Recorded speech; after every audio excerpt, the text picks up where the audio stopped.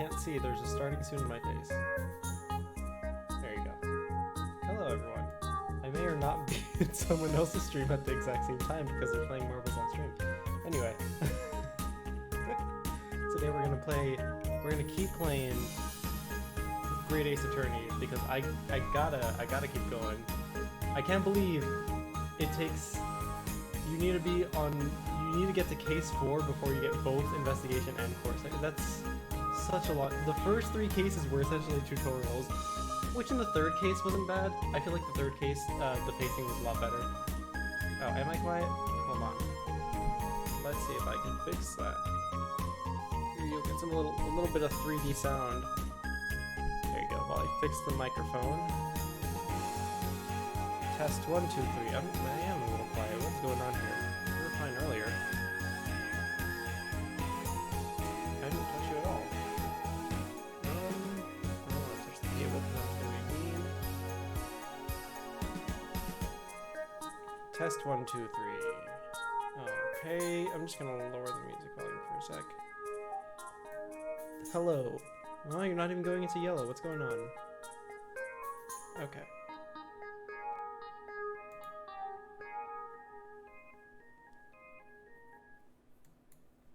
Well, let's see if my audio changes when I change things. Sometimes it'll do this. That's the wrong one. Why is that one over there? Okay, it should be here. There you go. Whoops. I'm told to think of it like a single 10 case game, so this corresponds to case 2.5 of a normal 5 case game. Yeah, no, that's how I'm thinking about it. Also, the first 3 games were only 4 cases long, so I know you're saying things, but I can barely make it out over the music. Yeah, well, I changed to here now, so maybe this will be fine. No, it still seems like I'm really quiet. That's weird. Give me 1 second. I'm just gonna keep the microphone a lot closer to me. Nope, it's still... That's bizarre. I haven't changed anything on my microphone. What if I... Yeah, I shouldn't... Okay, let's try this.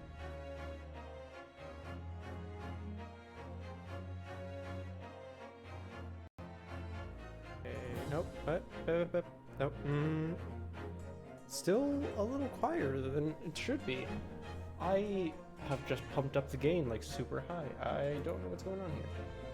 Let me look at my sound settings, volumes, or maybe no, sound settings. Thank you for letting me know. Also, I can't hear the music of the game. Why can't I hear it? I know it's playing. Test your microphone.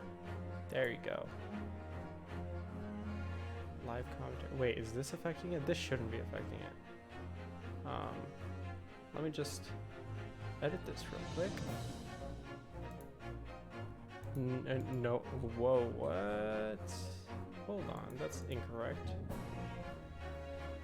Because it was made with a sequel in mind and very nearly didn't get one given how it sold. Yeah, well, they also didn't bring it to America immediately, so that was also a decision on their part. Headset microphone, no, I don't want this.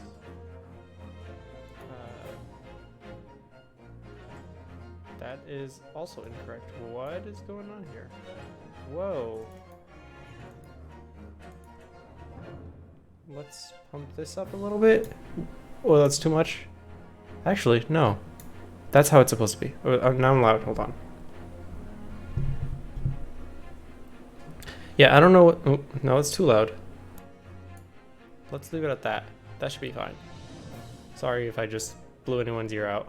Okay. There you go. Yeah, for some reason my microphone levels went down, and also it says that it's not recording any audio for me on the sound settings.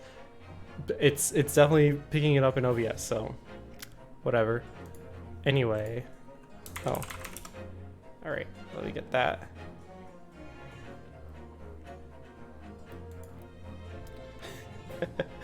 I'm not joking when I said earlier before people came in that I'm actually in I'm actually in Tommy's stream right now playing marbles.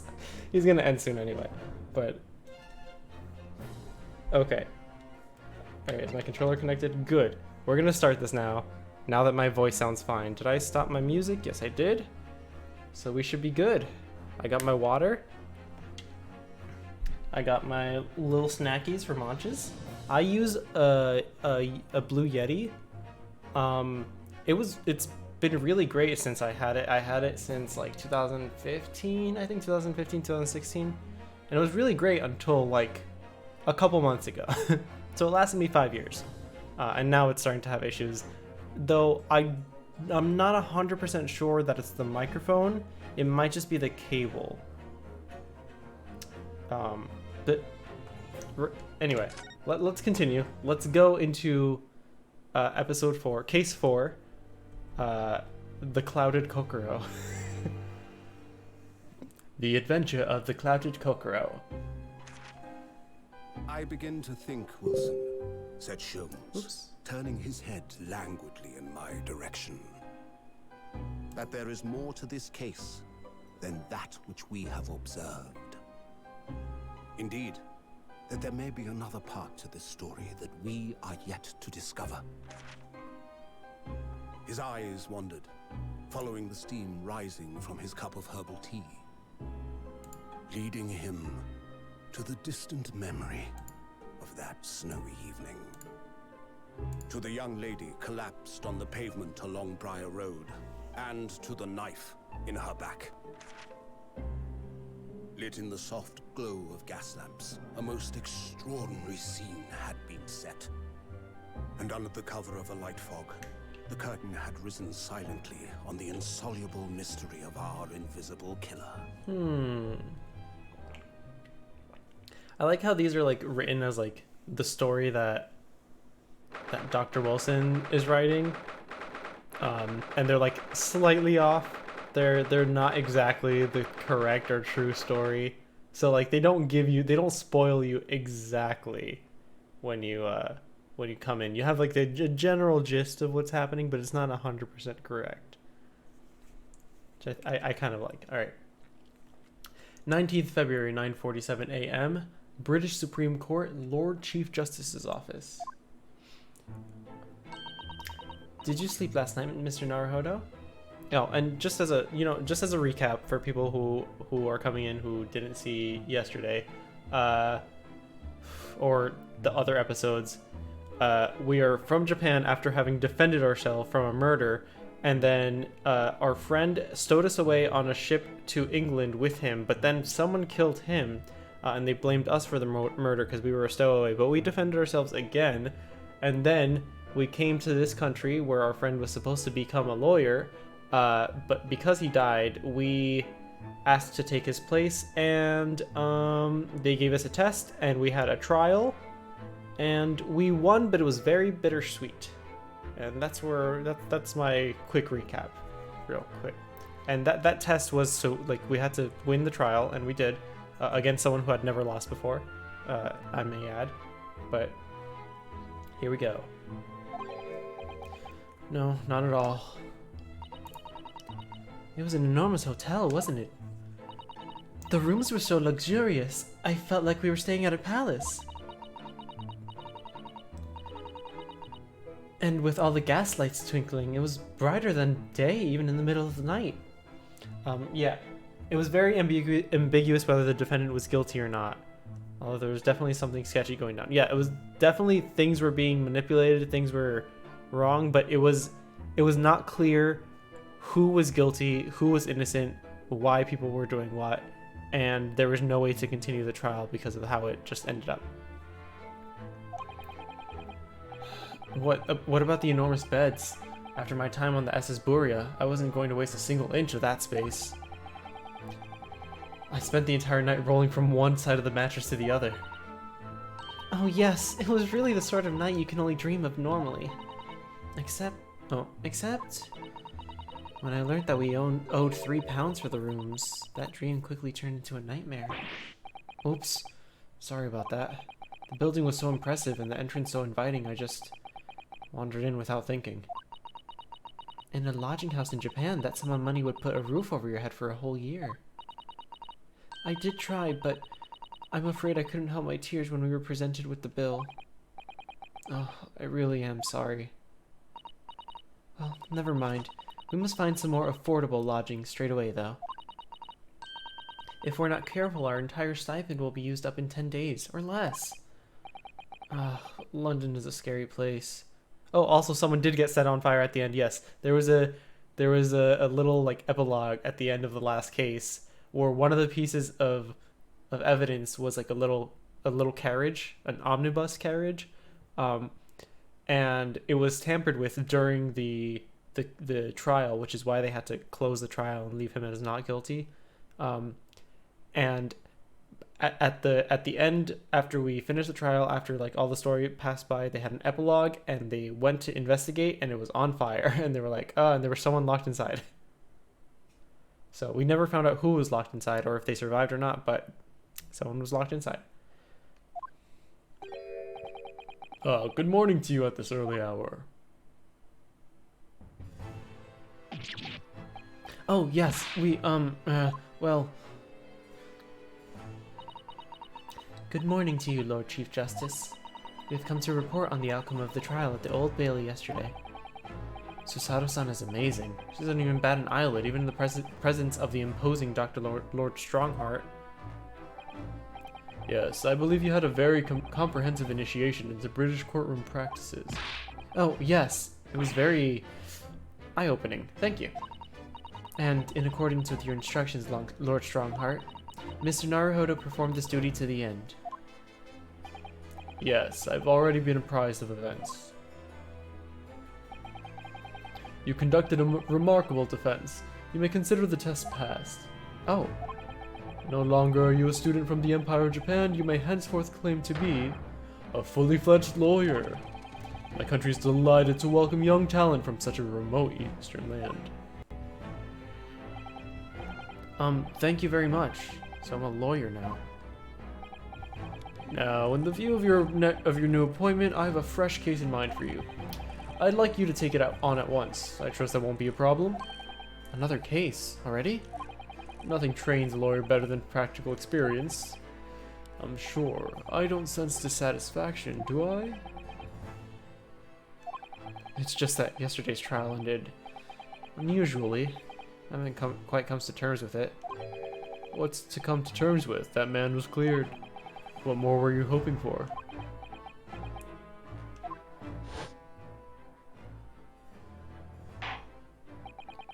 The culpability of the defendant has not at the present time been established by this court. Consequently, the jury will not be required to proffer judgment.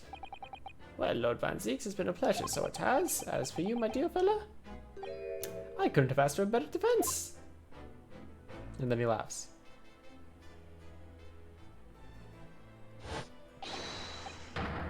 There he goes. Oh, wah ha ha ha ha ha ha. And that was the guy who we were defending yesterday. And as you can see, he was very sus. He was a very sus man. I just can't help but wondering if Mr. McGilded really was innocent. Mr. Naruhodo, it's just that I never managed to ascertain the truth. And then the trial ended. Well, you needn't let it trouble you for a second longer. Sorry? What do you mean, Lord Strongheart? Magnus McGilded passed away immediately following the trial. Oh! He was the one inside the... No! What? Mr. McGilded is dead?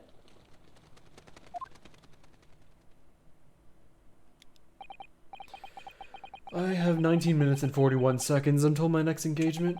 Time enough to talk.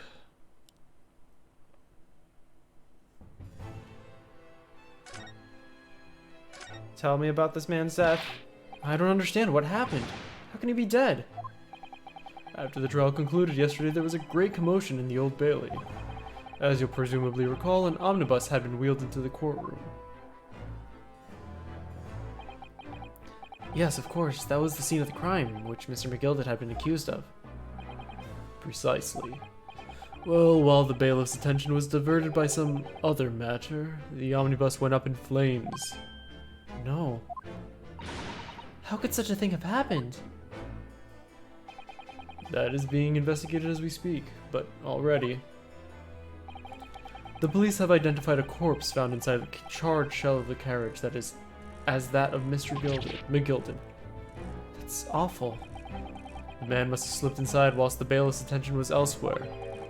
That bailiff really needs to pay more attention. How could that have happened? Hold on, let me do this. There we go. That is also being investigated as we speak. Thinking back now, immediately after the trial, Mr. McGilden did mention going back to the courtroom to look at the omnibus. Well, I must be making tracks now. It's time for the inspection. Sorry, what inspection? They're going to examine the omnibus again, so I'm told. I asked if I could be present for it myself. An inspection of the omnibus. Not to my knowledge. I don't believe Scotland Yard had any intention of re-examining the carriage. But then who was Mr. McGilden talking about? Never mind that. Now the Yard is making a thorough investigation. This matter is no longer any concern of yours. Leave it to the police. Poor Mr. McGilden. Alright, well...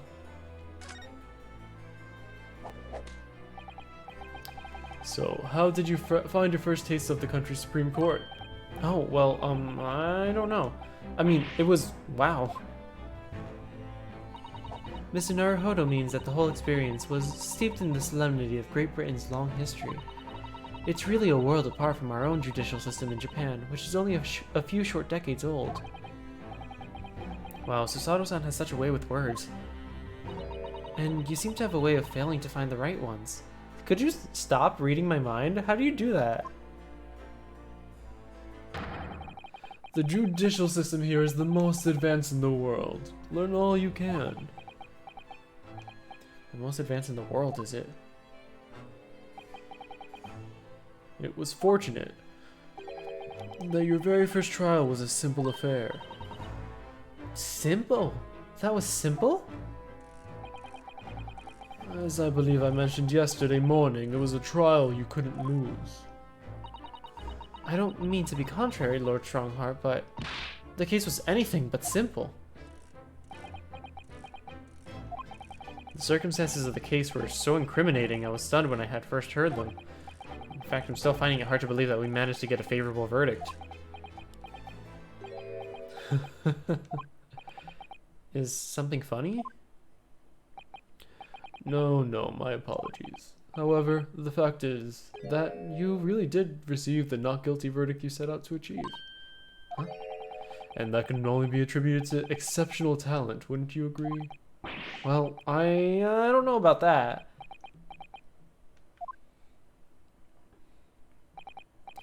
Well, never mind. You exceeded my expectations, I freely admit. That much at least is the undeniable truth. Which is precisely why I prepared the new case for you that I mentioned before. What's going on? What was he going to say before? Alright, well tell me about this new case. Could you perhaps give us some more details about the new case you mentioned? Don't tell me. It's a murder, and the trial starts in 10 minutes. Don't worry, it's nothing so alarming or quite so urgent as your last assignment. Oh, thank God. In fact, this case is completely different. Oh, I see. Did he just read my mind? I don't know, but it seems like everybody's doing that. It's not very anything new, huh? That is to say, no one has died. As of yet. And the trial will not be today. There's plenty of time to research the case thoroughly. 23 hours, 43 minutes, and 19 seconds to be precise. So the trial's tomorrow then. Is everything alright? Oh, yes. I'm just a little confused, that's all. Yesterday's trial was... well, it's left me wondering if I'm really cut out for being a lawyer. Oh, Mr. Naruhodo. I don't know if I could face standing in that courtroom again after Mr. McGilden's trial. Ah, yes, I nearly forgot. There's one similarity with yesterday's case. Let me guess, same prosecutor. He just decided to play games with me. Once again, there's currently no one to advocate for the defense. Oh, is that why you just keep... Oh. Is it because of the prosecutor? Oh. If the situation remains unchanged, the trial will start tomorrow with the defendant unrepresented. And if that happens, I need not remind you of the inevitable outcome. The most terrible end awaits the defendant. Yes, that's right. Oh, here we go again.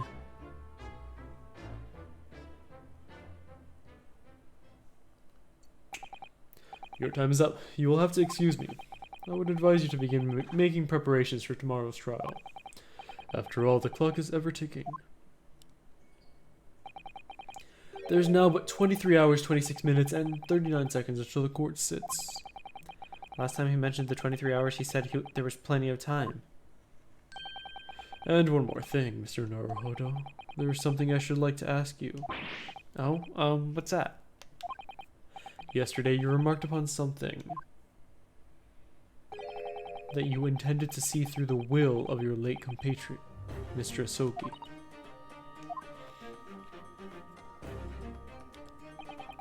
I would be interested to hear exactly what you mean by that. Inside 34 seconds. Oh, well, Kazuma always used to say, you see, that he wanted to learn how the greatest justice system in the world works so he could change ours in Japan. Now that he's gone, I'd like to work towards that myself. And there's another thing. Oh. Another thing, continue. On the way here, on the steamship, he said something to me. There's something very important that I have to do. Something very important. And what exactly would that be? He never had a chance to tell me. I suppose he would have done if he ever made it to Great Britain. You're out of time. Oh, was that me who was saying the other thing? Oh, I suppose he would have done if he ever made it to Great Britain. You're out of time. Well, thank you for that enlightening discussion. Mr. Naruhodo, what's all this about? Mr. Asogi never once mentioned anything of the sort to me. I urge you both to focus your attention on the matter at hand.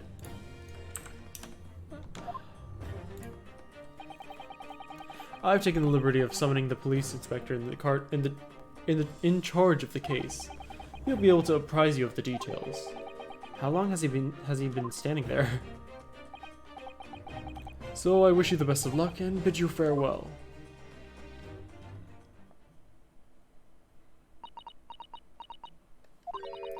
There's something very important that I have to do.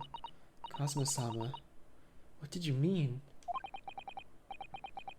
I wish I knew, but honestly, he never told me. Anyway, we had better talk to the defendant, to the detective, don't you think? Yes, you're right. Hope I'm just imagining it, but no, I wouldn't say he looks pleased to see us at all. Ooh, is that fries? Does he got fries? Whoops. This must be the Lord Chief's Justice desk. I believe it's made of marble. Looks more like an over-the-top tombstone that's toppled over to me. I think that's your fanciful imagination at work again, Mr. Naruhodo. He's got the fish and chips. Oh, that's fair. Why is he just carrying fish and chips around? Feels like everything that's normally made of wood and paper at home. Feels like everything that's normally made of wood and paper at home is made of bricks and stone here. I know, that's why this place feels so overbearing, I'm sure. Tell me about these gears. Is this some kind of clock? Actually, I think we might be inside some sort of giant clock. But those gears are larger than anything you'd find on a steam locomotive even. It's eerie. Do you think clocks are some sort of hobby of his, the Lord Chief Justice, I mean? Well, boys do enjoy fiddling around with machines, don't they? I'm not sure you can fiddle around with cogs that size. I'm certain you couldn't call him a boy. So it's amazing how little noise the cogs make, considering how large they are. There's actually something quite soothing about their precise rhythm. I don't know what this armor says. Look at these menacing metal giants facing each other across the room. I believe they're suits of armor. Oh, right. I thought maybe they were like the lion dogs we have in Japan guarding shrine gates. No, not at all. In fact, in Europe, suits of armor like these are always possessed by evil spirits, you know. And they roam around in the middle of the night. Really? Is there nothing you don't know, Mr. Sato? This book tells me everything I need to know about everything. Even if you're unsure, just ask. Where'd you get that incredible tome? It's an encyclopedia. Here he is, Mr. Fish and Chip. Yep, he just bites into the fish, and oh my god, it magically restocks itself. How do you do that? Imagine having this power. I want that power. To infinitely summon fish and chips. Could we trouble you? What do you think? Huh? Lovely weather, isn't it? What's the weather got to do with anything? Oh, Listen to me, you young Japanese upstart. Some frippery about the weather doesn't get every English gent eating out of your hands, you know? but Susato told me it was foolproof. I'm a busy man, a very busy man. I want fish and chips so bad even after I finished the game a month ago. Yeah, I haven't had fish and chips in a very, very long time. There's a crime scene to investigate, but I'm here to give the likes of you a talking to. Oh, I'm ever so sorry. Can you imagine what the other officers there will be saying, Haven't seen Gregson anywhere, have you? No, he's too busy with the bigwigs these days. And all because of some bumpkin who's here on a jaunt from a country I've never even heard of. Hear that ripping sound? That's my reputation at the yard going to tatters. There's no need to rip us apart as well. There's a British food truck in the area, but I haven't had the chance to get to it. I don't think I've ever been to a British food place. Being completely honest, sounds unpleasant other than other than fish and chips, which you can get like a Peruvian place or something. I don't believe we've been introduced. This is Mr. Ryunosuke Naruhodo, a defense lawyer. Hey? It's a pleasure to make your acquaintance. I'm Mr. Naruhodo's judicial assistant. Hey? It's lovely weather we're having today, isn't it?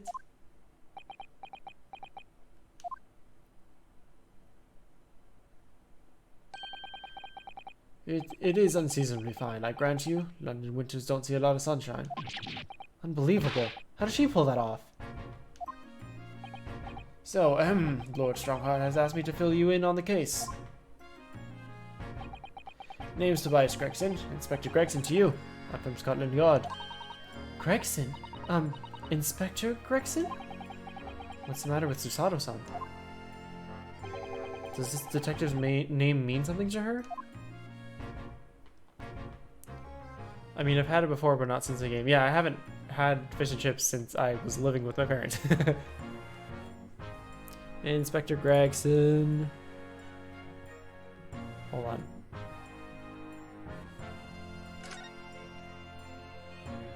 This is not the proper size. There you go. Sorry, I had to fix something on my end. Inspector, are you perhaps the Inspector Gregson? British food isn't that bad. Very much depends on what you're looking for. Look, you know what? I haven't had British food before. I mean, isn't shepherd's pie and bangers and mash Irish? Wait, isn't bangers and mash Irish? Shepherd's pie is Scottish? Battered sausage, I don't know about. You're acting like you know this man, Miss Susato, but he's a London detective. Oh, I do know him. Very well, in fact. Very well. Yes, he features prominently in the Adventures of Sherlock Holmes. Oh, in that publication? What's it called again? Rance Magazine? That's right. Inspector Gregson and Mr. Sholmes enjoy a very wonderful friendly rivalry. Really? You rival the great Mr. Sholmes? That's incredible. Oh, well, I don't know about that. Mr. Sholmes isn't a professional like myself, of course, but he does come up with the goods from time to time. Mr. Sholmes is equally complimentary about you, Inspector, isn't he? You've earned his highest praise. Gregson is the pick of the bad lot all of the Scotland Yard. Wait. Gregson is the pick of a bad lot of all the Scotland Yarders. Those were his own words. That's his highest praise? Well, Mr. Sholmes isn't particularly known for giving compliments, you see. He is not. And thanks to that magazine, my name's known all over London town now. That's great, isn't it? I have to admit that to start with, I was a little, well, flattered by all the attention. Everyone wanted to shake my hand, and my reputation at the yard went through the roof. Well, that's wonderful. No, it is not. There's nothing more sinister than the man on the street. People are always looking at me now. They're whispering rumors about me under their breath, I'm sure. Rumors? Are you quite sure? He's changed since he started appearing in these stories. The fame's gone to his head, stuff like that. Gosh, do you really think people are saying such mean-spirited things about you? Like I said, they whisper, so I can't catch exactly what they're saying. But I know what folk are like. I'm sure that's what they're saying. As sure as eggs is eggs. As sure as eggs is eggs. Can I use that? As sure as eggs is eggs. I get the feeling that this detective could be very... Oh, that's me speaking. I get the feeling this detective could be very hard work. Oh dear. Perhaps a sudden rise to fame does change people. Well, tell me about the case. No, not about you. It went down twice. Let's skip this. We've got it, we've got it. Oh my gosh. Yeah. Dude, look at their animations going so quickly. Squish the fish and chips. Oh my god, this is such a long little section. Guys, you need to talk faster. There you go. Thank you. So, about the case that the Lord Chief Justice mentioned before. Nothing to tell, really. As far as we're concerned at the odd, it couldn't be simpler. Oh dear, that probably means that as far as we're concerned as lawyers, it couldn't be more complicated. I wish you were wrong about that, but I have a nasty feeling you're right. A young woman was walking along the pavement on the broad road when she was stabbed from behind. Fortunately, it wasn't fatal, but she's still laid up in the hospital, unconscious. That's despicable. What sort of coward would attack the poor woman from behind? I suppose you would have your work finished. I suppose you would have finished whoever it was off with a suicidal takedown, would you? That is neither here nor there, Mr. Naruhodo. Brace yourself for Yonosuke, you've angered her now. Anyway, after something of a whirlwind investigation, the criminal was arrested. He barely had time for a cup of tea after the incident took place, to be honest. So, there must have been something left at the scene that led you to directly to the culprit? Or perhaps a reliable witness who recognized the person in question? Let me stop you right there, you're wasting your time on this one. Sorry? There's nothing you can do. There's no way to help the bloke now. Why not? Simple. The prosecutor that's been assigned to the trial tomorrow is Lord Beric von Zieks. Ah, man. I mean, we are the only person who has ever beat Lord Baron von Zieks, so I don't know, maybe we have a chance. No. Sounds like you heard of him then. Oh yes, we are very familiar with Lord Van Zieks. Believed to be the harbinger of death itself. The Reaper of the Bailey. Reaper of the Bailey. Lord Baron von Zieks, who we only faced in court yesterday. Mr. McGilty told us about him before the trial, didn't he? When Van Zieks stands for the prosecution, they call the accused his sacrificial lambs. And in every single trial in which he's been the prosecutor, the accused has been damned. This Reaper of the Bailey nickname, I suppose he's earned that because every defendant he advocates against is found guilty, is that it? Well, all except yesterday. Well, if that's the case, we should inform you, Inspector, that in yesterday's trial against Lord Van Zieks, Mr. Naruhodo secured a victory of not guilty. Oh boy. Oh, we got a raid. Oh, Tommy. Okay, I can close that window then. Thank you for the raid, Tommy. Hello, everybody. Welcome to my channel. Welcome to. We are playing the Great Ace Attorney. Oh, my sounds are coming out of the wrong thing, but we're playing the Great Ace Attorney.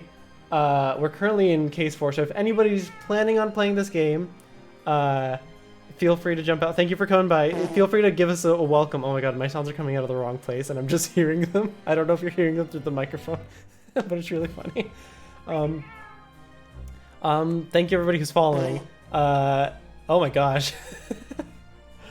Nice funnel, mind if I... nice funnel, mind if I... question marks? Oh my gosh. Yeah, so before I was here, I was over there at Tommy's stream. We were playing marbles, for those who were in my stream earlier, before this raid. But for everybody who's coming in, thank you for coming. My name is Manny. I go by Punk Jack all over the internet. But if you want to follow me here, I play a bunch of random games. Right now I'm playing The Great Ace Attorney Chronicles, which is a collection of 2 Ace Attorney games that were just ported over to the Switch, which is, the port is actually the first time they came to America. But I am planning to stream a little bit more in October because I do want to play, I want to play a bunch of rhythm games because I haven't played Parappa the Rapper 2 or Jammer Lammy, so I want to play all the Parappa games. And I want to play Ghost Trick. So... yes, it is me, Punk Funnel. I mean Manny. I mean Punk Jacks on Twitch.tv. Yes. So if you're interested in either Parappa games or Jammer Lammy or any rhythm games, because I do want to play the Rhythm Heaven games as well, or Ghost Trick, which is an excellent game that is entirely underrated. Feel free to follow. I'm trying to get to 250 followers. That's just a random number, but I'm trying to get to 250 followers. And yeah, I'm gonna thank you again for the raid, Tommy. Thank you everybody for coming by.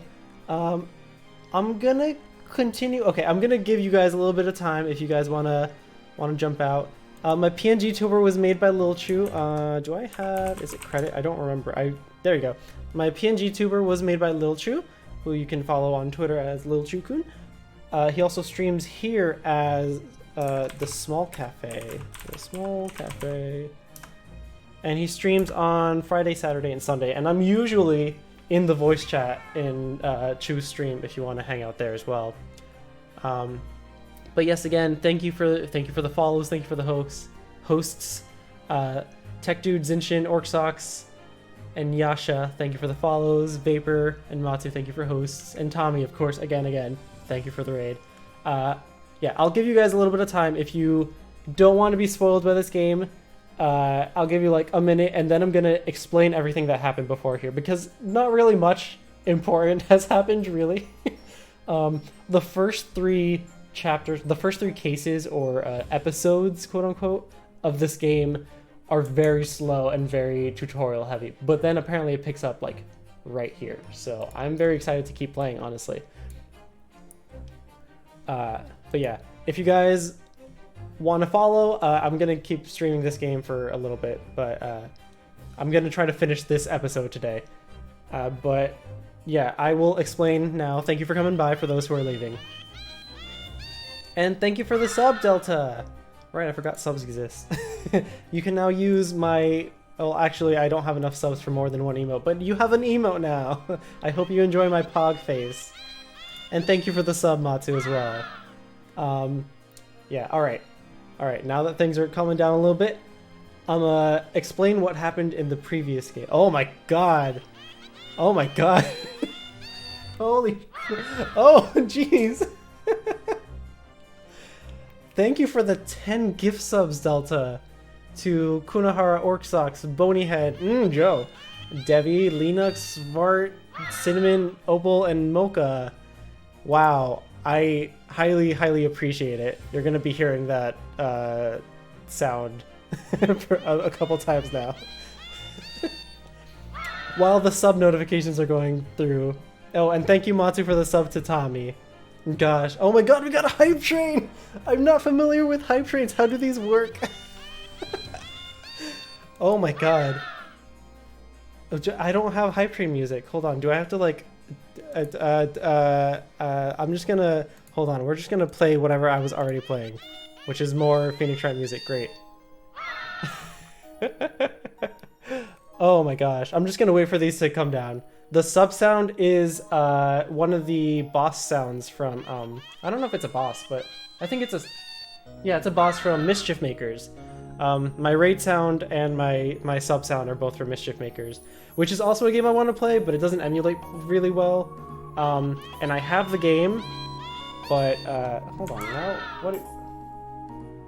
all of my sounds are coming out of the wrong place. What's going on here? hold on, hold on, hold on. Let me see if I can get this fixed real quick. Where is my soundbar? There you are. There you go. Got it, got it. Fixed it. Cool. Yes, Mischief Makers is a game that I absolutely love. Oh my god, it is a hype train. The hype train is going on. Jeez, okay. Thank you for the sub to Keep a anonymous gifter. Oh, well, I can't... Thank you, whoever did it, and thank you, Matsu, for the sub to Vapor. Anyway, as all of this is going on, let me explain what's happened in the story of Great Ace Attorney so far. We started in Japan. Our name is Ryonosuke Naruhodo. Naruhodo being Phoenix Wright's Japanese last name or family name. So we are Phoenix Wright's ancestor from generations ago, back when Europe and America and I think Russia were first like making this like, if you've ever seen History of Japan by Bill Wirtz, it's the time when America comes up and goes, open the country, stop having it be closed. Yeah, that part. So it's around like the turn of the 18th, 19th century. And Japan is starting to develop their judicial system, like law and stuff. And our good friend was becoming a lawyer, and we were eating with him at a restaurant, and then we saw a professor there, and we're like, hello, hi, professor. And our friend left because he had other things to do. And then the professor gets shot, and I find a gun, and then everyone blames it on me. So I went to court, and my friend was going to defend me, but if he lost, he would have lost his dream trip to England to become a lawyer, trained in England, the first one in Japan. And that was his dream. So we were like, no, you can't defend me. I will defend myself. You'll just be my assistant. So we defend ourselves and we win. And our friend is like, man, you have a talent for this. Oh, have fun. You have a great dinner. Thank you again, Tommy, and all the raiders for coming by. Thank you, Vapor, and Matsu for giving a bunch of cheers and bits. And oh my god, Matsu, jeez. That's so much. Oh, thank you again. But yes, oh, the music stopped, I just realized. But yeah, where was I? Oh yeah, so we defend ourselves, and then on his trip to England, he's like, okay, you have to come with me. And oh, thank you, Matsu, for gifting a sub to Icy. Oh my god, did we complete a hype train? Oh my god, we got a hype train. Baby's first hype train. Level 4! Oh my god. Whoa. Oh my gosh. Jeez. Thank you so much. Oh my god. Well, I appreciate so much everybody who has contributed to the hype train. I am planning eventually to make myself a VTuber, because I am an artist. I don't have any of my art to show you guys right here, but I am an artist, but I did my emotes. There you go. I do want to make myself a VTuber eventually, but I need some practice first. Anyway, as our friend is going to England, he gets killed mysteriously, and he stowed us away in his luggage. So we get blamed for it, and we have to defend ourselves again. And then we get to England, and we're like, okay, our friend died, and we want to replace him as a lawyer, even though we're not a lawyer. And they're like, okay, your first test is to win this case. And it wins, and we win, but it's a very bittersweet victory because we're not sure whether the truth is that he's guilty or not. We just happen to... The evidence that we have so far just happens to roll in a way that they can't mark him as guilty. So that happens. And there we are now. So I will explain other things on the way, I guess. Thank you for the follow, Cinnamon Rolls.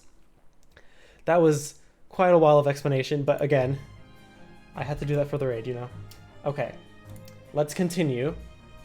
This is Susato-san. She's our apprentice. Assistant. Sorry, assistant. Also, take note that this takes place in the 18th century, so it is like when they first like start inviting people from Japan. So there's a little bit of it's like they're trying to like show that characters are racist without saying like slurs or anything. So there is like implied racism, if you will, because that is what kind of goes on during this time period. So it makes sense. Thank you, Matsu, for coming by. You have a good night. Or a good time zone, I must say. It's when libraries were built inside functional clock towers. Yeah, we're inside an office, and for some reason it's a clock tower. I don't understand. Okay. And what of it? Oh, well, I think that means that even against the Reaper of the Bailey, it's not impossible to save the defendant. No, you really don't have a clue, do you? What do you mean? Yeah, it's not Watson. What happened to the bloke in the end, eh? He's dead. Oh, Magnus McGilded came a cropper and the omnibus went up in flames. So you can't really say that you saved the defendant, can you? what are you saying? Look, if Van Zieks could get the dirt to Look, if Van Zieks could get the dirt to stick on everyone, he'd be a miracle worker. But that's not how it goes. He doesn't work miracles, he works black magic. I'd have a good long think about that if I were you. Are we really supposed to believe that? God, I really want fish and chips. He makes that look so delicious. Fish and chips are not that crunchy. Like, he's just biting into it and just... Oh, I want it. Right, well, I filled you in as requested and I'm very nearly out of chips. So I'll be heading back to the crime scene now. We're still carrying out a few investigations there. It was Briar Road, you said, didn't you? Where the incident took place? That's not how you eat chips. Well, they do serve fish and chips in a newspaper like that in England sometimes. I mean, I'm not sure if they still do, but I know it is like a little street food you can get. Though I'm sure most people eat it sitting down at a restaurant. That's correct, ma'am. And if you head over to the holding cells, you can meet the criminal himself. You've branded him a criminal already? He's as good as, shaking like a leaf in his cell he is. He'll give you a chuckle if nothing else. He's inmate 53. Oh, he's inmate 53. Speak to the jailer and he'll show you the way. Inmate 53. Thank you. Yeah, but you don't eat them like a crepe. You use a fork or your hands. Well, he was using his he was using his hands, except he was just eating the top of it, and it was respawning like a magical, delicious, infinite food that I wish I owned. So there's no helping anyone against the Reaper of the Bailey, they say. Hype train success! Yay! I got a spider? Is that a spider? Did they give me a spider? We got a level 4 hype train. Thank you, everybody. What is... Hold on. Is that a spider? Did it give me a spider? I need to figure this out. That's important. What was that? Hype train. Hype... No. I don't know where my hype train emotes are. That's weird. Share. Choo choo hype creep. That is a spider. I hate it. I mean, it's cute, but I also hate it. I love it and hate it. Anyway. Is something troubling you, Mr. Naruhodo? Oh yeah, we were just given our next case, and someone was stabbed in the middle of the street. And they're blaming this one person. To tell the truth, when I recall the trial yesterday, I can't stop myself from shaking. The idea of facing the Reaper in the court again is... Well, if you think it's too much for you, there's no shame in turning the case down. That takes courage too. But if the man they arrested is innocent, you could well imagine he would be shaking like a leaf in his cell. And I, for one, wouldn't find the sight of that funny. So, if I'm honest, I'm still reeling from the shock of yesterday's events myself. I'm really not sure I'll be able to help this man, whoever he is, but I'd like to try. So I think I'm gonna make some inquiries. Will you help? Phoenix got involved in a lot of murders, but those happened months apart. This guy's just bringing death to himself. Yeah, no, we were involved in a murder, and then 2 weeks later, we were involved in another murder, and then a month later, we were the defendant to a murder, and then a day later, like, we arrived in England, and that day, we were the defense for a murder, and now we're doing a stabbing, which is not a murder. They didn't die, but they were stabbed, so. Did you really think you had to ask? After all, I am your judicial assistant. Thank you. So then, shall we? Yes, let's go. Let's move. Let's mosey. Let's go to the prison first.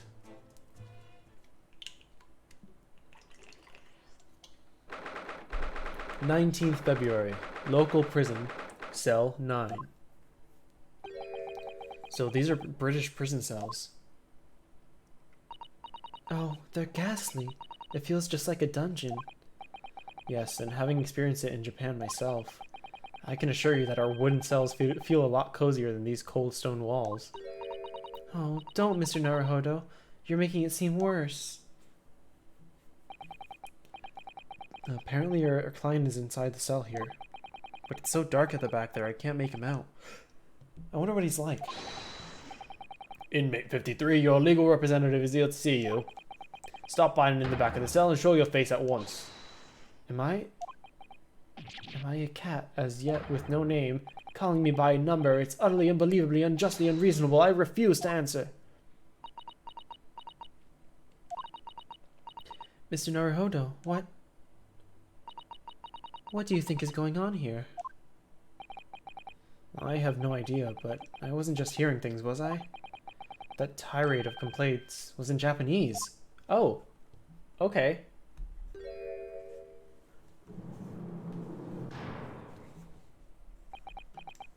So I don't have to give you a British accent because you're a Japanese man. I'm interpreting the Japanese accents by not giving them a strong English accent, maybe giving them a little bit more natural American accent to how I speak. Because I'm lazy. Shh, quiet. They're all around, hiding. I know they are. They're watching, listening. Even now, I can sense it.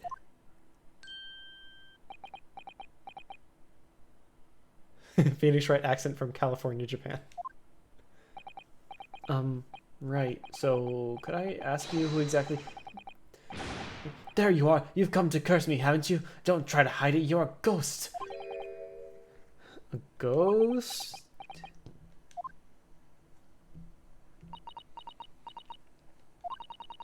We mean you no harm, prisoner-san. Are you... Okay, she's talking Japanese. Are you Japanese by any chance?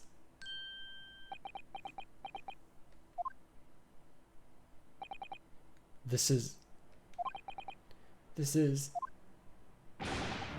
beyond my wildest dreams.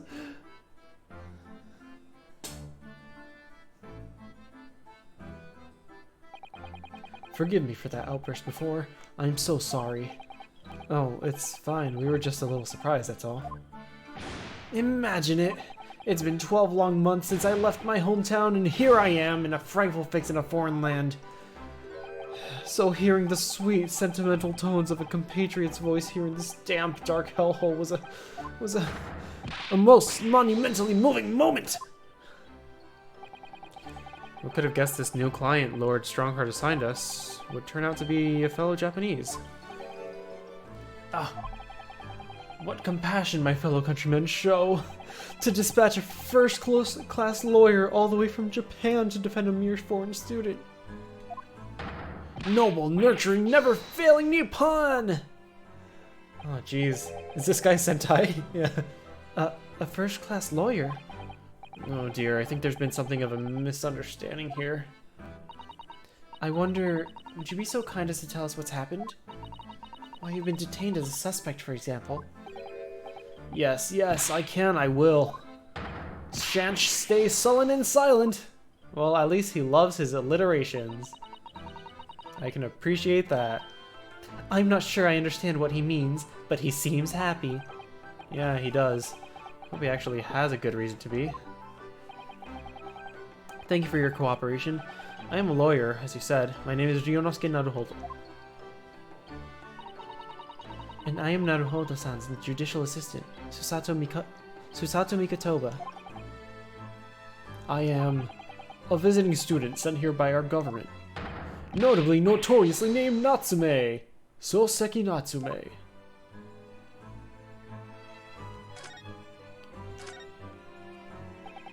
Soseki Natsume-san? What an unusual name. Call me Soseki, please. I'm a poet, you see. A writer of haiku. It's something of a nom de plume. A nom de plume? You mean an alias? That's right, Naruhodo-san. No, no, no, don't be so prosaic. I'm much more refined than that. And haiku? That really reminds me of home. First for the Ace Attorney franchise, Soseki Natsume is an actual person. I feel like I've heard that name before, Soseki Natsume, yes. Did I overhear you say that you were a visiting student sent over here by the government? I guess they didn't have to pay for the use of it for his name, unlike Sherlock Holmes. Yeah, maybe. Or who? Okay, he looks kind of like Edgar Allan Poe in a way. I mean, yeah. Soseki Natsume is Soseki Natsume actually a person in real life, or is it a character that they've mentioned before in other Phoenix Wright games? If I recall correctly, his family estate basically gave the Ace Attorney writers free reign. Okay, so he's a real person. Yes, yes, that's right. A year ago, I was told to go and study English. First, I had to suffer that misery, and now this. It's beyond the pale. Suffered that misery? Did you not want to study here? No, I mean, I've had an interest in Great Britain for some years, of course. Oh. But just because the government tells you to do something doesn't mean you can do it? No! What do you mean? What do you mean? If they told me to study English literature, that I could have understood. That's my field. But no, they told me to study the English language. Utterly, unbelievably, unjustly unreasonable. I see. Only the other day, I was told to send a report about my first year here. I tendered a blank piece of paper. Wise words on whitewashy. You must be a man of great standing. Oh yes, so I'm often told. And often like to be told, it seems. What's the accusation against you? Could you perhaps tell us exactly why you've been arrested, Soseki-san? I didn't do it. I didn't commit that atrocious murder. Wait, was she murdered? Murder? Oh, no, it's alright. The woman didn't actually die, did she? But she was stabbed with a knife right before my eyes. Before your eyes? You mean you saw the attacker? I didn't see anyone. What? If I'd seen the person who did it, do you think I'd be locked up in here? I feel like the family regretted giving free reign as soon as they saw this. Oh dear, it seems this case is becoming rather complicated. Why me? Why me? Why did that silly woman have to be stabbed in front of me? It's the curse of London. It's incredibly, inexcusably, irritatingly inconvenient. So Soseki-san was there at the scene, but he didn't see the attacker. It's vital that we find out more about the case. Alright. Tell me more about the case. It was an accursed evening just after the snow had started to clear and heavy with fog. I'd been to the bookshop to buy some books and I was on my way back to the accursed lodgings. Sure the bookshop wasn't accursed. Are you sure the bookshop wasn't accursed too? He sounds like a reoccurring character to me. And he acts like one. I mean, he might reoccur in the next game, which is like after chapter 5. I don't know. As I was walking along that accursed pavement, I could make out the sole silhouette of another ahead of me. A woman, wearing a green overcoat she was, and just as I went to overtake her, she suddenly let out a little scream and collapsed onto the cold hard slabs of stone at my feet. How terrible. Look at his face. That's a really good, animation for pure shock. I called out to the woman, but she didn't move. It was like a ghostly, ghoulish, grim graveyard. I don't feel like that one fits as well. Slight exaggeration there, perhaps. I was terrified. I had to get away from there. So I ran as fast as my legs would carry me back to my accursed lodgings. That's not good. Hello, Bushamo. Thank you for passing by. They'll say it was shameful, I know, to run away like that. Tell me, Soseki-san, was the victim an acquaintance of yours?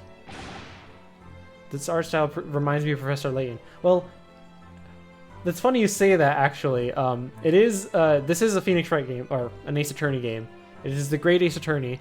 But the transition from 2D to 3D was actually done through Phoenix Wright versus Layton. So yeah, that crossover, they very heavily influence each other, especially the art style of Layton, because Layton, I think, had already tried 3D at that point, but Phoenix Wright had not tried 3D at that point. So that was the first 3D game for Phoenix Wright, Ace Attorney, and then from then on is when they started doing the 3D Ace Attorney games. Don't be ridiculous. Do you think I know any of these fair-haired English, and a young woman at that? I'm diffident, shy, timid, unsure. I can't talk to people. I see. A young woman unknown to Soseki-san. And at the time it happened, who else did you see nearby? Did anyone pass you? Regrettably, apart from myself and the woman, I didn't see a soul. No one? Oh, great. So the victim was unknown to you and there was nobody else on the street at the time. That creates something of a conundrum, doesn't it? Hmm? What conundrum? Well, the conundrum being that no one else was there to stab her, huh? What do you mean, Susato-san? What's the conundrum? Well, if what Soseki-san has just told us here is true, there's something I can't explain. He says that he didn't know the victim, and that there was no one else at the scene. Then he apparently fled without having been seen. I did. But if that's the case, surely this man has to be the culprit. But then how would they have recognized him if no one else was at the scene? Oh, you... What did you just say? I didn't say that. That was in my head. Do I think out loud or something? Everybody's reacting to my thoughts. Nothing. I didn't say anything. Oops. Perhaps I thought that a little loudly. Actually, that's not what was troubling me. What I was thinking was, how did Soseki-san actually come to be arrested? Sorry? He didn't touch the victim, and there was nobody at the scene to see him. So how did the police ever discover that he was there in the first place? Oh yeah, she's right. It was him. That accursed great detective. He led the police to me. Of all the bad luck. Accursed great detective? Could it be? I shall never forget that name, that man's name, as long as I live. With his haughty laugh and his self-proclaimed greatness. Brash, big-headed busybody, be gone. May you be cursed until the end of your days, Sherlock Sholmes. I knew it. Well, at least we're seeing Sherlock again. Mr. Sholmes. Sherlock Sholmes.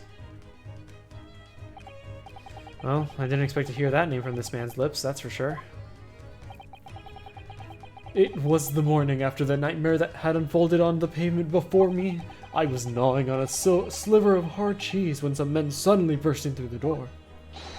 They started shouting at me, "This is the police, put the weapon down!" Yet it was a thin sliver, and yes, it was hard, but I wasn't eating a weapon. Disgusting dietary discrimination devils! Sounds German with that name. Yeah, no, it's not. He said his name wrong. A lot of people mishear his name because it's Sherlock Sholmes, but it is just spelled Sherlock, like Sherlock with an S, and then Sholmes, the S is there instead.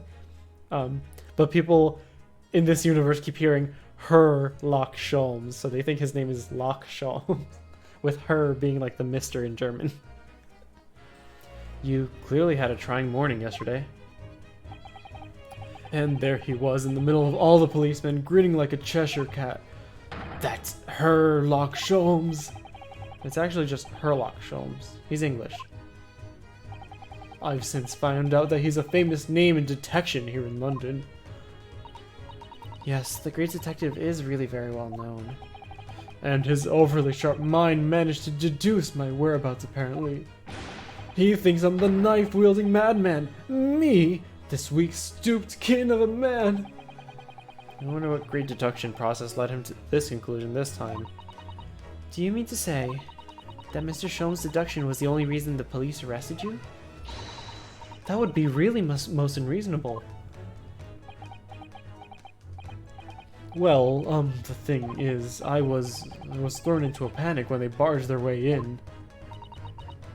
Of course you were. That's only natural. I was terrified and trembling, and they kept throwing question after question at me in impossible English. Fiendish foreign film flammery. Flimflammery. Well, we are in England. You can't really blame them for questioning you in English. Good point, but my mind went blank. I knew I had to answer, but I didn't know what to say. So I kept repeating things like, yes, I do, and I'm fine. The next thing I knew, I was in manacles. And before I knew it, I was thrown in here. Oh dear. I'm afraid that's hardly surprising. I'm fine. He's not fine now.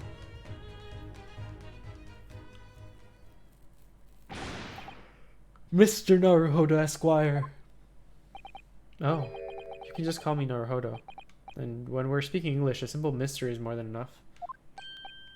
Oh yes, alright, yes. They've really got me. This country is poisoning my mind. But please, I beg you to defend me in court tomorrow. You can tell them what really happened. You'll do it, won't you? Well, Why is it so hard to say yes to me? well, the thing is, I'm just a student like yourself, on a study tour. A student? I have defended a case in the Old Bailey, only the one though. But at this moment in time, I really don't know what I'm supposed to believe in. I'm confused about what justice in this country even means. Oh, Naruhodo-san. I'm not even the foreign student who was supposed to be here. I'm pretty sure 18th century UK was poisonous to everyone, especially in a sanitary way, yeah. I'm sort of a locum lawyer, I see.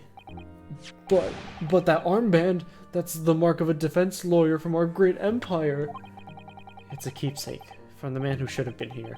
He was my best friend. A keepsake? I know exactly what they're saying about me. Oh, who do you mean? The lawyers, all the British defense lawyers, they won't defend me. Goodness, why? Why do you say that? For the same reason as you noted before, when it happened, there was only the victim and myself around, and I ran away from the scene of the crime. I'm not a fool. I know it looks as though I must be the culprit. It must be really hard for you, Soseki-san.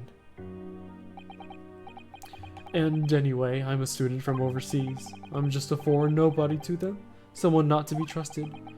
I heard them openly laughing about me before, in my earshot without any compunction at all. Any trial for this man would be a waste of time, they said, and of course the foreigner did it. They even had the gall to say the man doesn't understand half of what's being said anyway. That's awful.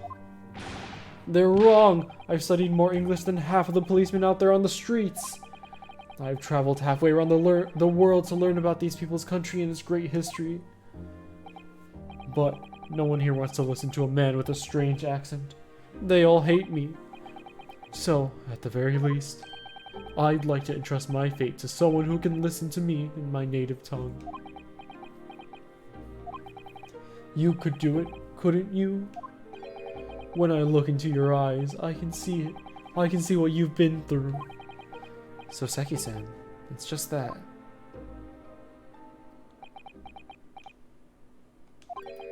Give me a little time, please. I'll do what I can, for the time being. What do you mean? We shall investigate the case as thoroughly as possible. If we can find some clues, it'll give us a much better chance, I'm sure. Oh yes, thank you. I'll be here. all alone, waiting for you, locum student Mr. Naruhodo Esquire. Whoops.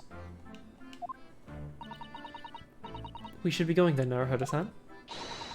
We have a case to prepare for. Is that all to say? Yes, that was. Alright. I'm gonna present my armband to you, because I don't have a badge to present to you. Yes, yes, the symbol of one of our great empire's first-rate lawyers. Which means, of course, you'll stand by my side, you'll defend me. Oh, no, sorry, that's not why I was showing this to you. Then why else will you show me that? Oops, in hindsight, that probably wasn't the best idea. Alright, let's go to Briar Road and see if we can find anything. This one doesn't look like a fancy cookie like Phoenix's. It's an armband with a fancy cookie. It's an armband with a fancy cookie on it. Sorry, my words got caught in my mouth. Yeah, see? There's the fancy cookie on top of it. 19th February, Briar Road. No time. Time is irrelevant. So this is where it happened. Briar Road. Look, Mr. Naruhodo. Look at that regulation metal helmet. It's unmistakable. The men of Scotland Yard are here. They're investigating as we speak. That is their job, you know. But Mr. Naruhodo, to see one with my own eyes. They're often depicted in the adventures of Sherlock Holmes, but I've never dreamt I'd ever come this close. To a real Bobby's helmet. What? The helmet? Of course. I have to try one on someday. Well, I hope your heady dreams come true.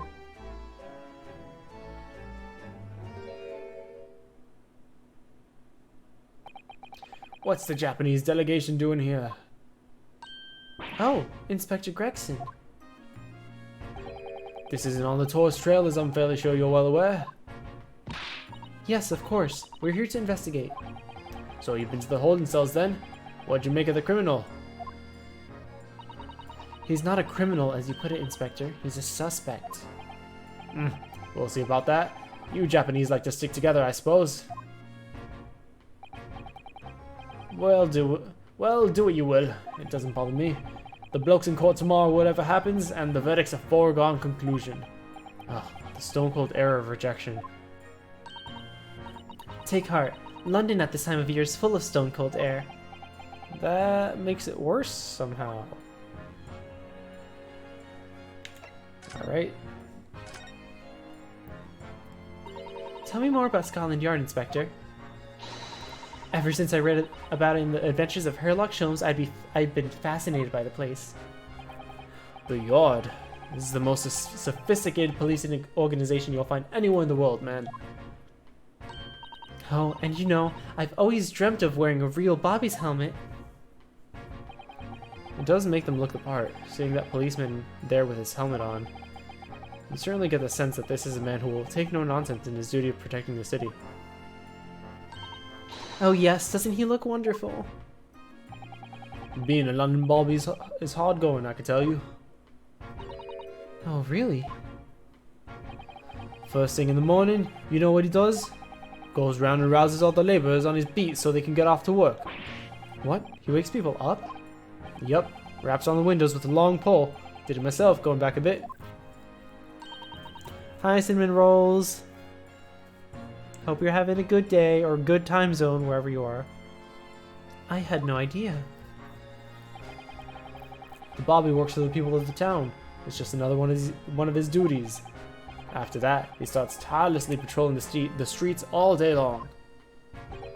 He has to cover 20 miles a day. That's the regulation distance. I can't really imagine how far that is. It sounds like a long way. Miles? Would they use miles at this point in time? Do they use miles in Britain? Wouldn't it be kilometers? I guess miles did start in Britain because it is a imperial system, so that probably started in Britain. Yes, that makes sense. Let me see. 20 miles? That's approximately the distance from Tokyo to Yokohama. On foot? That's definitely taking things a step too far. And when it gets dark, of course, he has the important job of lighting all the gas street lamps. UK didn't transition to metro control like the 70s. Oh, okay. Well, I wouldn't know. I know absolutely nothing about anything outside of North America. Oh my. And I suppose in between all of those duties, bobbies are expected to investigate cases as well. And chase after criminals trying to evade the law. I'm not sure you can call it in between exactly, more alongside, but yes. They're expected to handle those jobs as well. We do have men keeling over from time to time, I admit. I'd always dreamt of wearing one of those helmets, as I said. But it's with a heavy heart that I shall have to relinquish the stream to you, Mr. Naruhodo. Your heavy heart will be my heavy head if you do. Alright. Tell me what you know about the case. Happened around 5 in the evening 2 days ago, just there on that open bit of pavement. The victim, a young woman, was stabbed with a blade from behind. Is it right that the lady is still unconscious now? You mentioned that she's being treated in the hospital. I never said she was a lady. Truth is, unless she comes around pretty smartish, we won't be able to find out much about her at all. I suppose that means they haven't been able to take a statement from her, of course. Here's a map of the local area I happen to have on me. You can take it if you want. Really? Are you sure? It's yard policy to give lawyers, defendant suspects the odd bit of information to go on. Well, I haven't actually accepted the job yet, but still. Thank you, Inspector. We gratefully accept. The local map has been entered into the court record. Anyway, as far as we know, there was no one else on the scene other than the victim and your fellow countrymen. So who did it, do you think? Not much of a head-scratcher, is it? Well, I know Mr. Natsume is also claiming to not have seen anyone else around, but just because he didn't see anyone, it doesn't mean we can be sure that nobody else was present. I'm sorry to have to tell you, but we most certainly can be sure. How? Because, ma'am, the precise moment of the stabbing didn't go unnoticed. It what? We have 2 very reliable witnesses, no less. Huh? It was a typical foggy London day, and your client obviously didn't see them. There were witnesses now. Tell me about those witnesses, and how far were they? Who are these witnesses, Inspector? A fellow and his wife, and the man's one of the most reliable and respected citizens in all of London. He's a copper from Scotland Yard. Ah! A policeman. That might change things. Oh, thank you for the posture check and the hydrate. Thank you. I do slouch a lot in these games, so I do appreciate the posture checks and the hydrate, of course, because I am talking a lot in these games. Okay. And this policeman just happened to be there at the exact moment the woman was attacked? Nothing peculiar about that, man. Oh, that was her saying it? My bad. Part and parcel of being a bobby, catching them banging the act and all that. Ooh, and a munch? Oh, thank you, Yin Yang. I got myself some. Today's munch are still gonna be the little saltines that I got. Got some saltines left. I'm actually almost out, but I'm probably gonna go shopping tomorrow for some more snacks and you know, regular groceries that are not snacks, but also snacks. Mmm.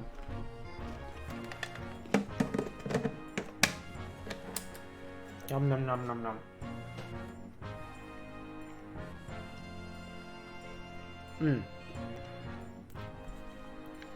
Do you think it might be possible for us to ask that policeman a few questions? Be my guest. You can ask him what you like. In court tomorrow. Oh. I have no doubt he'll be summoned as a witness. So that'll give you something to look forward to. That's that then. He's got no intention of letting us meet the man beforehand, it seems. A policeman witnessed the incident. As your judicial assistant, I must warn you that this could make our job very difficult indeed.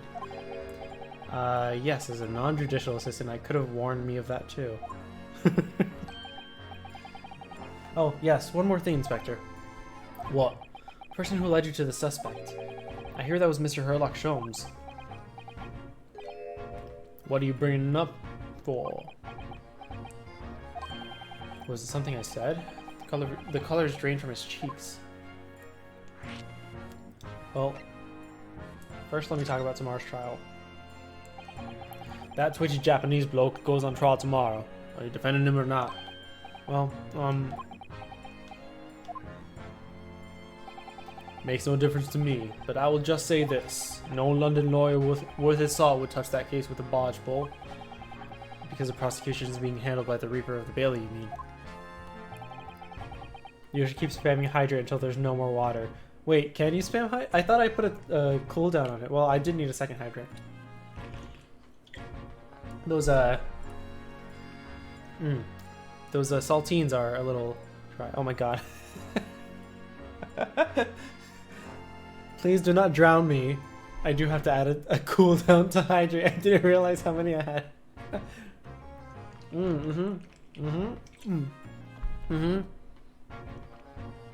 There you go, 3 hydrates worth of water. Ugh, take a bathroom break, it seems. It's all a bit strange, though. Sorry?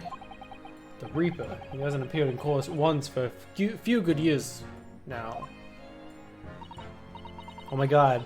Are you really gonna make me go in and add it now? Oh my god, you guys are uncontrollable.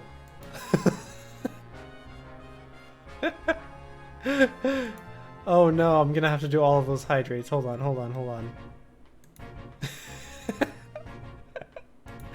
Ah! Oh my god. Please, I only have so much water. Hold on. Cool down. Cool down, 5 minutes. Done it. There you go. I'm gonna go swimming for a little bit. Hold on. I should do that for posture check as well now.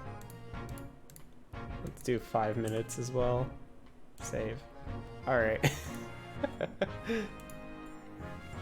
You got, oh my god, how many was that? 1, 2, 3, 4, 5. I'm too poor to do anything now.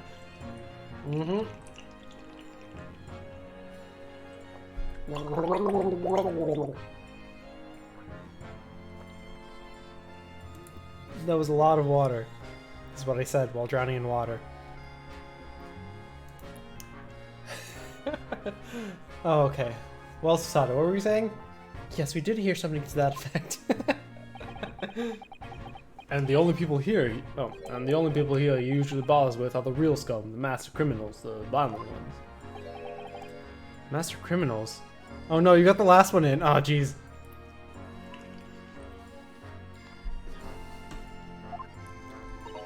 The violent ones?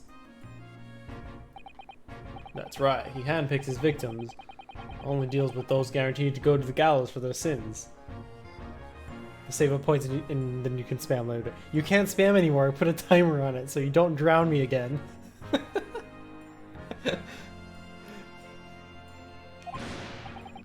But Mr. Natsume wouldn't hang for what he's accused of, surely. That's just my point, Sunshine. Don't call me Sunshine. I mean, you can call me Sunshine if you want, but that's for later. Yes, the young woman was stabbed, but it didn't kill her. Couldn't even say the intent was there. So this isn't the sort of case I'll be expecting the Reaper to want to sink his teeth into, for want of a better phrase. Well, it's not exactly a minor infraction, isn't it? No, there's got to be more to it. Some reason he's taken an interest. Really? What sort of reason, Inspector? You think I could tell what's going on inside the head of that Lord of Darkness? You'll have to ask him yourself at tomorrow's trial. We're really going to have to face the Reaper again? The Lord of Darkness, as he put it? It's a bit, the Lord of Darkness. I'm gonna call him that when he comes into court. Who would you hear that name from? Oh, well, it was Mr. Natsume who mentioned it. He said that Mr. Sholmes was with the police when they entered his lodgings. I'm sure it was the result of one of Mr. Sholmes' inspirational great deductions. Feel fathom. Huh? The man's an amateur. I'm getting sick and tired of him showing his mug everywhere. Oh. I don't know where he gets his information from, but he turns up at the scene of the crime, wanders around spouting incomprehensible rubbish, and before you know it, he claims to have solved the case. Yeah, he's quite astounding, isn't he? He is a great help to Scotland Yard, though, isn't he? Gibble gabble. Ah, Ever seen this before? oh, yeah, that's the Rance magazine. The wonderful publication in which the adventures of Sherlock Holmes appears. Yes, well, that wonderful publication, as you put it, sees fit to include several of the Yard's detectives in its stories. And the so-called great detective makes a mockery of all of us. If you ask anyone at the Yard, it's a misadventure to be included in any Sherlock Holmes tale at all. Well, I suppose there is an element of that. We work our socks up, every one of us, only to be front by public thanks to that obnoxious detective. That man's as dangerous to us at Scotland Yard as he is to all our criminals. That can't really be true, can it, Inspector? Clearly, the great detective and the police have a complex relationship.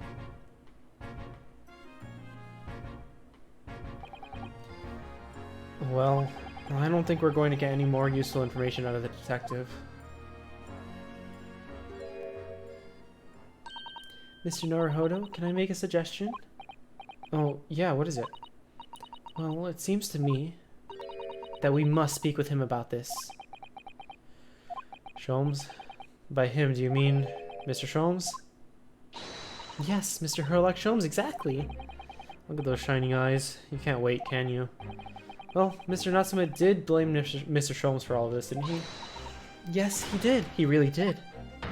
Which makes him an involved party in the case. Are you just going to ignore that? I hope not. I assure you, it's not simply my selfish desire to meet with Mr. Sholmes again. Trouble is, we have no idea of the man's address even. It's Baker Street. She's right, it is Baker Street. What is it, 1 something Baker Street? How do you know that? In the stories, of course. 221B Baker Street. Yes, there you go. The most famous address in the world. Oh, I see. Well, there's nothing to stop us from going now, I suppose. Better try to find our way there before Shisato-san gets it more excited and unpredictable. Hurrah! I'll summon a carriage. So to have a reunion today with the great detective Mr. Sherlock Holmes. Well, guess we're going. Can I examine anything back here? I mean, I doubt it, but yeah, it doesn't look like it. It's a very wide open space, isn't it? It's very true. I can't see anywhere an attacker could have been hiding. Oi, what are you foreigners doing here? Oh, we just investigating the scene, officer. Conspiring with that mustache fella from Japan, are you? Conspiring? Got me on destroy evidence, have you? Get out of here before I give you a nod. Go on. An hiding? A what? A hiding? You shoot us away like rats. Yeah, we should give him a wide berth, I think. What a disappointing experience. Is there anything else here? Strand Street. What's this bicycle here? Oh, a British bicycle, look! Although the wheel is so misshapen, I'm sure it couldn't possibly be ridden anymore. Someone must have been doing some breakneck cycling. Seems bicycles have become extremely possible in London recently. There's even a movement to change women's dress to allow them to ride as well. The bicycle fad won't last. I don't see why anyone would want to ride something like that. Goodness, do you dislike bicycles? No, not at all. I mean, it's not that I dislike them exactly. It's just that any occupation that involves taking both your feet off the firm ground seems reckless. If you'd ever tried walking on stilts and fallen into a river, I know you'd agree with me. It's a very specific tale. We'll have to hire a bicycle sometime. You can sit behind me while I ride you around.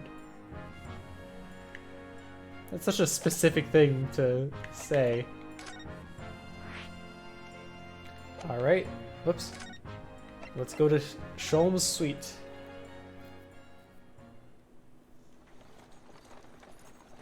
Look, it's anime.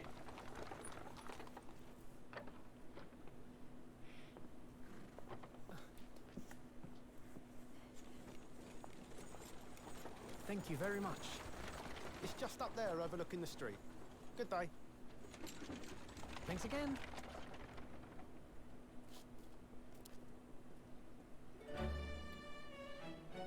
This is it. The residence of Mr. Herlock Sholmes. What? Wait, why did he say it was just up there and then I turned around and I was here? What?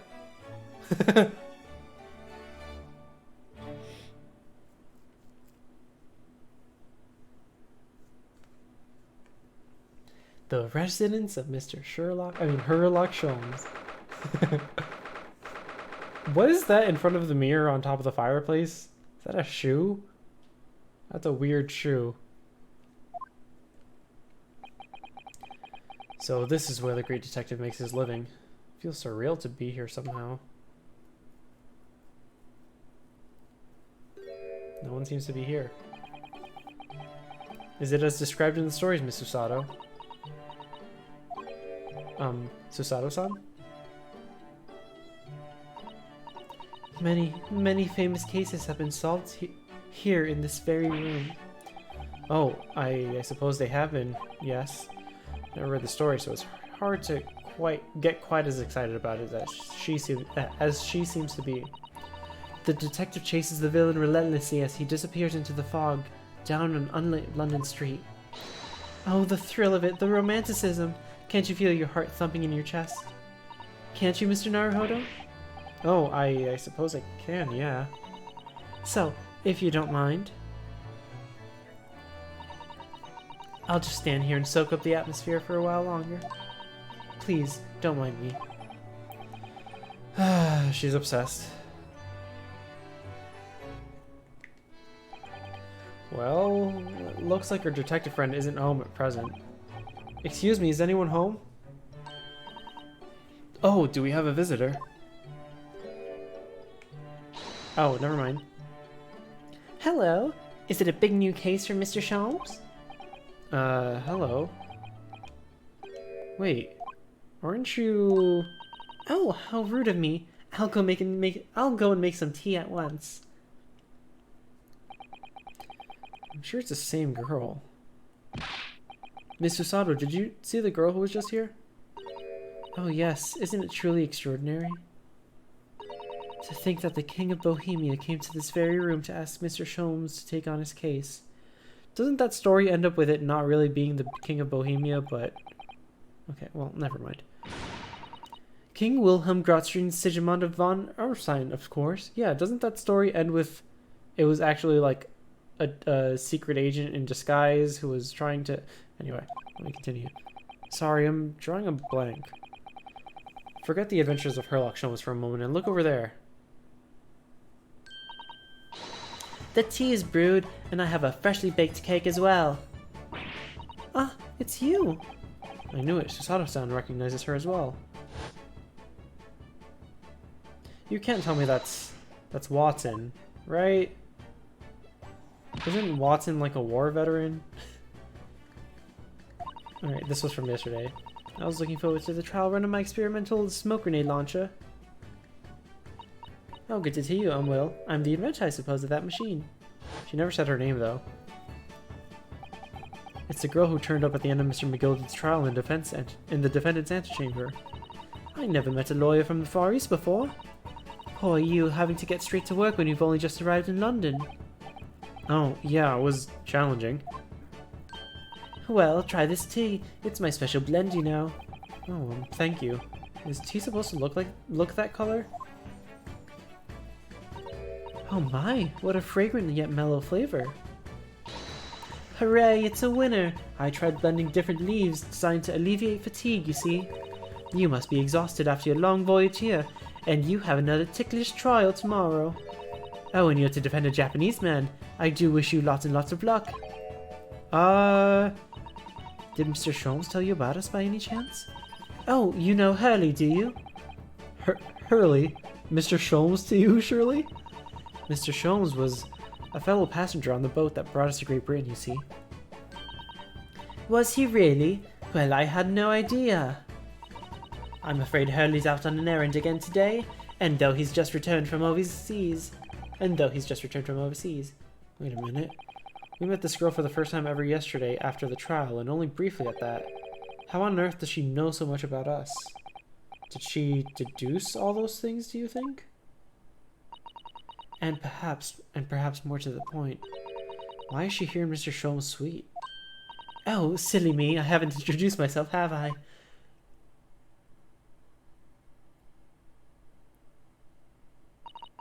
It's a great pleasure to meet you both. My name is Iris Wilson. Wait, you can't hydrate at all now. Hold on. Now what happened? It shouldn't be. All rewards were... That's not what I said. Hold on. I didn't put a limit. Oh. There you go, there you go. Did it do it for posture check too? No, I need more than one posture check a day. Jeez. Hold on, did it do it for Munch? No, Munch doesn't have one.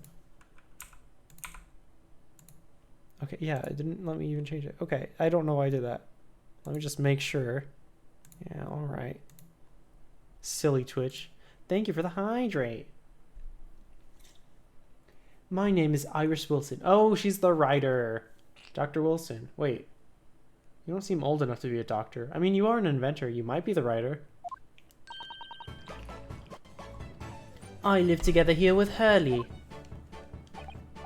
Iris, is it? What a... Oh, Iris, is it? What a lovely name. What? What's the matter? No, wait, this can't be. Did you say that your name is Wilson? What's the matter with Susato-san? Why is she so flustered all of a sudden? Yes, that's right. And what are your names? Oh, I'm Ryunosuke Naruhodo, a lawyer from Japan. Oh, sorry. I'm Mr. Naruhodo's judicial assistant, Susato Mikotoba. It's wonderful to meet you. You need water, not posture. I did have my water, okay? Thank you for the hydrate. Lovely. Suze and Runo. Got it. Susie? And Runo? There's more to this girl than meets the eye. I have so many questions for her. I don't know where to start. Yes, and so do I. Alright, well, let's talk. Iris? It was you that we ran into yesterday, wasn't it? At the Old Bailey? Yes, that's right. You were ever so helpful. Thank you so much. Oh no, not at all. I'm so sorry we couldn't have been more welcoming. Though at the time we did have a rather large gun pointed at us.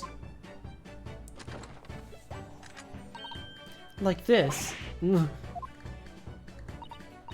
Thinking back now, you left with Miss Lestrade in tow, didn't you?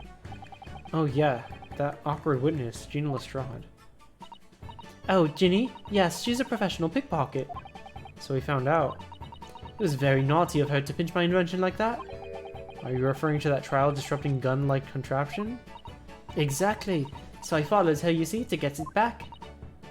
Perhaps I should think about fitting a self-destruct mechanism in my inventions. This girl is dangerous. Anyway, I brought Ginny back here after that, so she could apologize to my trusty technician. Sorry, your technician? Hurley, of course, silly. Hurley? Yes, Herlock Sholmes. We live here together. I had no idea the great detective had such an interesting young daughter. Daughter? No, not likely. What? I wouldn't call him Hurley if he was my father, would I? Well then, what's your relationship with Mr. Sholmes? Well, I expect you found out that lodgings of any kind in London are very expensive. So the solution is to share the cost with a partner, a roommate. Your roommates? I hope you don't mind me asking, Iris, but how old are you? 10 at last this year. Aw, jeez. Well, what of your mother and father? Oh no, they're not around. Oh, I see. I wonder what the story is here. Wilson. Oh yes, there's something I must ask you. Of course, go ahead, Susie. I'm a very great fan of the adventures of Herlock Sholmes and... Oh, you have a copy of Rant's magazine.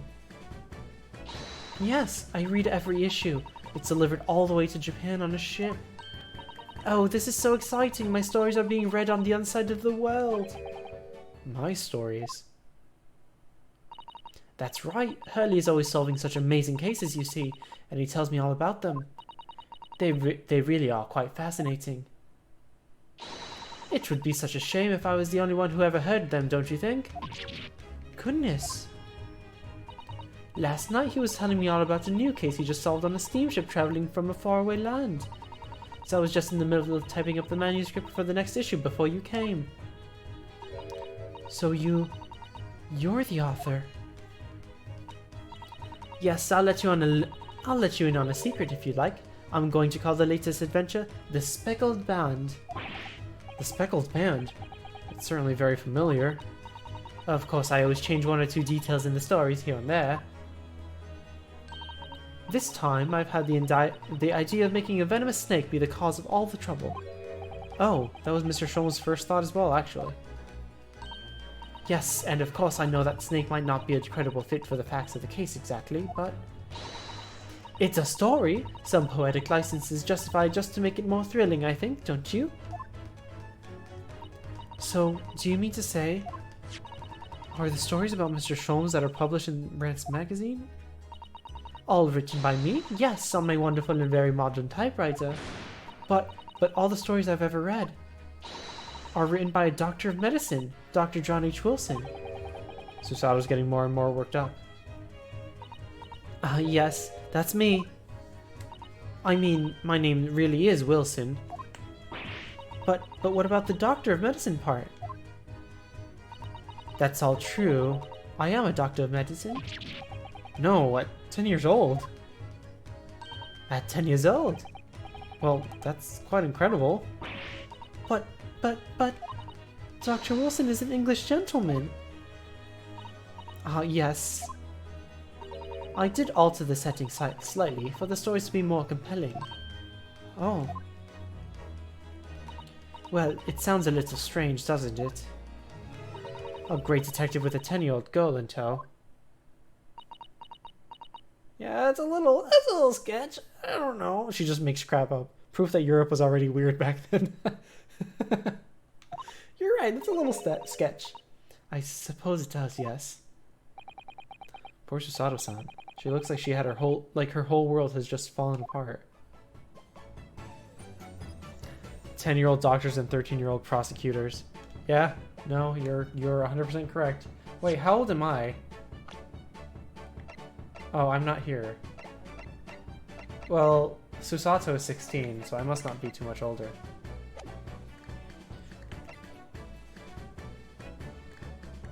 She has depression. She's dead on the inside. She'll get over it. The stories are still good. About before. Yes, what's on your mind, Runo? Do tell me. How did you know that I was a lawyer, and we just arrived in London, I mean? Yes. Oh, and that we have a difficult trial tomorrow. How did you know all of that? Oh, that's what you mean. Please, tell us how you did it. Explain every detail. Of course, I'd be delighted, although there's really no mystery. Now, let's begin. Iris Wilson is proud to present Logic and Reasoning Spectacular. Oh. First of all, I knew already that you were a lawyer, Runo. After all, I met you yesterday at the Old Bailey in the defendant's antechamber. But you also said we'd only just arrived in London. How did you know that? I observed a passport and a travel ticket protruding from your breast pocket.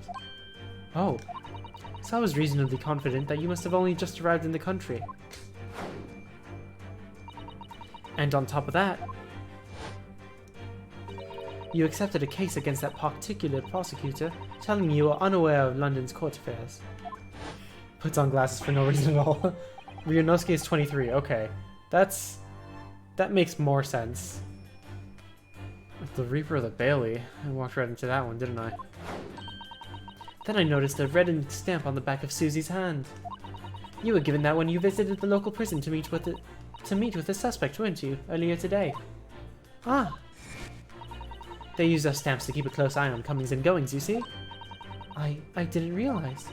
and a red stamp is only used for people visiting foreign inmates.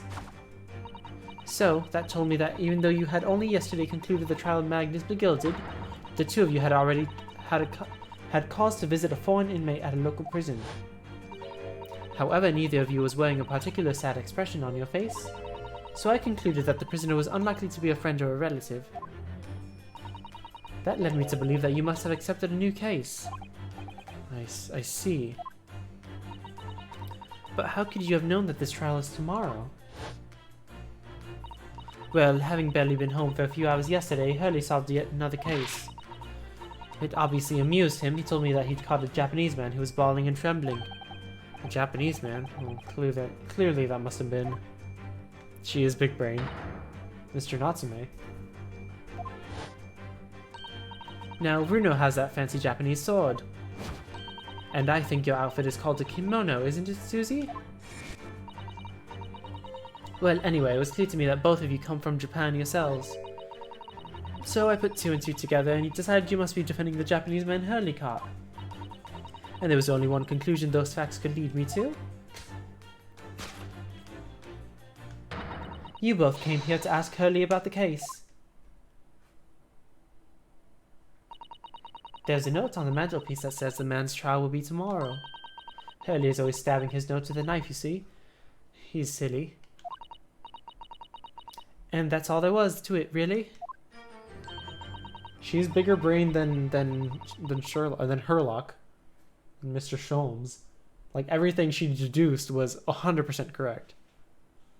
Thank you for listening. I'm Iris Wilson, and that was one of my great deductions.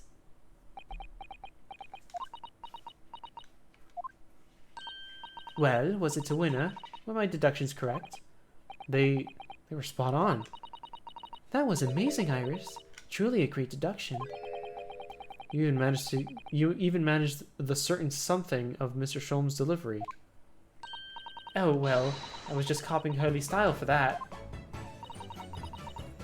This is really very good news. You could tell us all about the case involving the Japanese man. You will, won't you, Iris? Please? Case of the Japanese man. She is incredibly big brain. So yesterday, Mr. Sholmes apprehended a Japanese man, as you were saying. Oh. Thank you for redeeming fart prong. Yes. Hurley had just arrived back in London after a sea voyage. But the police were waiting for him in the railway station to take him directly to the crime scene. The great detective is a popular man, it seems. Apparently a woman who was stabbed on a quiet street somewhere in town. There were witnesses who had seen a short, shifty-looking stooped man running away from the scene. A short, shifty-looking stooped man. Mr. Natsume beyond any doubt. So Seki-san said that he didn't see anyone else on the street at all. Munch gives me a snack. I get to crunch on a snack. But it seems there were witnesses after all. Hurley used his great detective powers to determine the man's address. There was a lodging room very nearby. He went directly there with the police, and what did they find? A short, shifty-looking stooped man shivering in fear. Mr. Sholmes' great deduction certainly hit the mark that time. Of course he did. He's the greatest detective. Find out. What's a munch do? Why don't you find out? Still, that means the incident occurred only 2 days ago. Surely tomorrow is too soon for the trial, isn't it? Definitely. We have no time to investigate properly.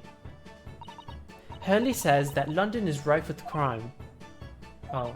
Scotland Yard is doing its best, but they can't stay on top of it, apparently. Oh dear, I hadn't realized the situation was so dire.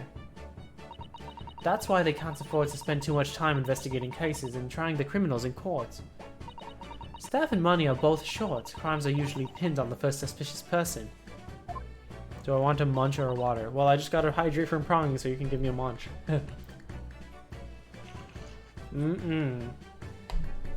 Delicious water. Thank you for the hydrate. That's terrible. I suppose it's the harsh reality of the workings of the world's greatest justice system. I suppose it is, but in that case, I don't hold out much hope for Soseki-san.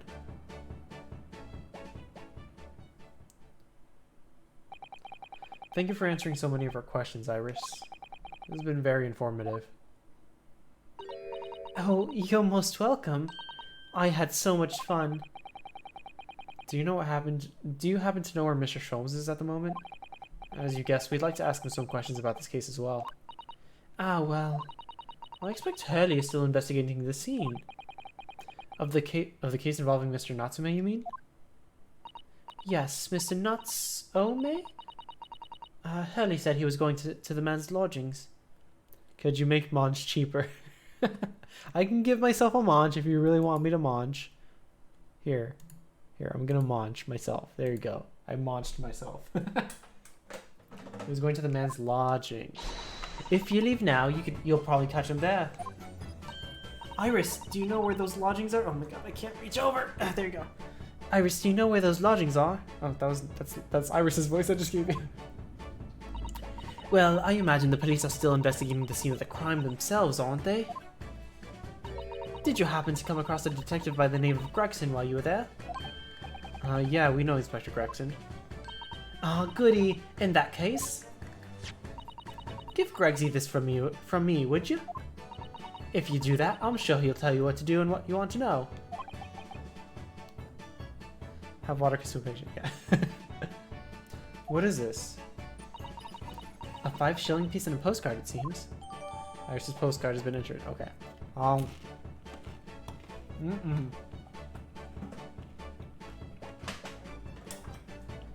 Thank you for the munch me. I'll hydrate myself anyway because I just had a munch.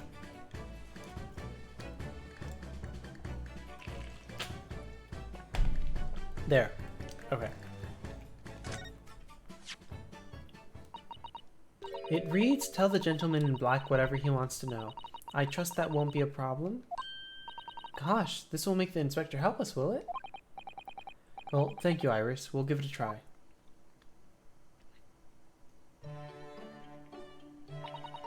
Good luck then. I'm going to return to my writing the manuscript, The Speckled Band. And I'll be making more special blends of tea, so come back again soon. We'd be delighted. Thank you so much, Iris. Well, Mr. Naruhodo, it's back to the scene of the crime. So, somewhat dubious that they would exert any influence over the men of Scotland Yard at all, we headed back to the scene with Iris's curious note and one of the world's heaviest silver coins in hand.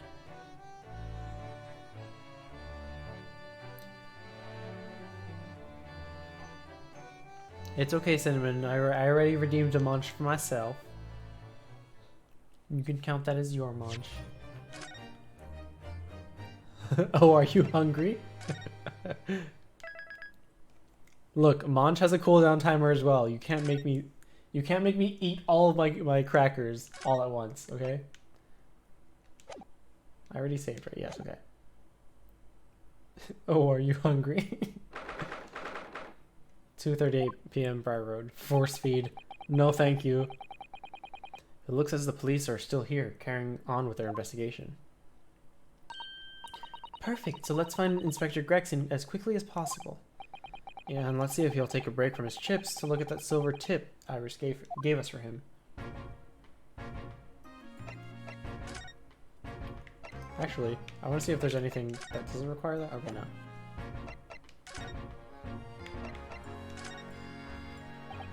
no. Inspector Gregson, do you have a moment? I'm sorry to say I don't. I'm a very busy man. Much too busy to talk to a pair of foreign gadabouts, that's for sure. We have these for you. A present from Miss Iris Wilson. What? For me? From her ladyship? Her ladyship? Give that here, at once. Come on, hand it over. That's for me. Ah. Don't wait for me to give it to you, will you? What was that coin exactly? It's a silver crown, obviously, but it's a lot more than that. It's, well, an appearance fee. That's what it is. An appearance fee? Oh, I see. You mean... That's right. For the adventures of Sherlock Sholmes. Her ladyship always offers me a little financial reward for featuring me, every time. Yes, yes, of course, I know all about your exploits, Inspector. I read them avidly. Of course, her using my name without my say-so does make me the butt of a lot of unpleasant jokes, but still. I am sorry, Inspector, that must be difficult for you. Never mind you that. So, what'd you want to know then, eh? Sorry? Tell the gentleman in black whatever he wants to know. I trust that won't be a problem, it says. Well, obviously it's not the problem. Go on, fire away. What do you want to know? Well, if you wouldn't mind, Inspector, we'd very much like to know the address of the Mr. Natsume's lodgings. Ah, little knife-wielding, mustache Japanese fella. He lives right on Old Hovel. He's just over there, look. Oh, so that is his bike, okay. On the first floor of that house on the corner where that wreck of a bicycle is propped up. Hey, I got a hydrate and a munch again. Wow, that was a very fast 5 minutes. Time to munch, time to munch. Ow.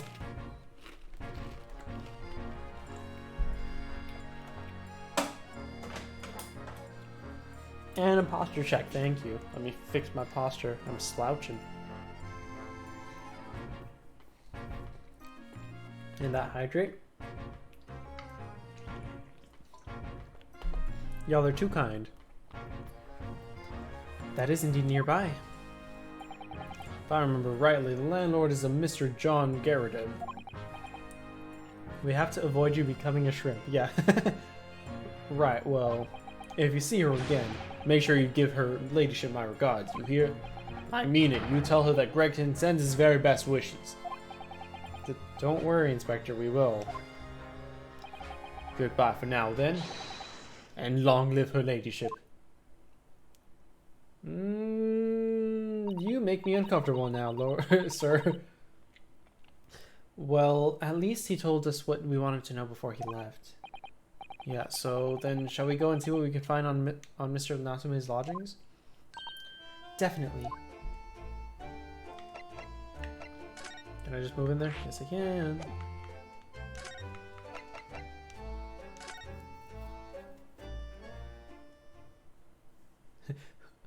Wouldn't want that. Yeah. Me becoming a what the hell?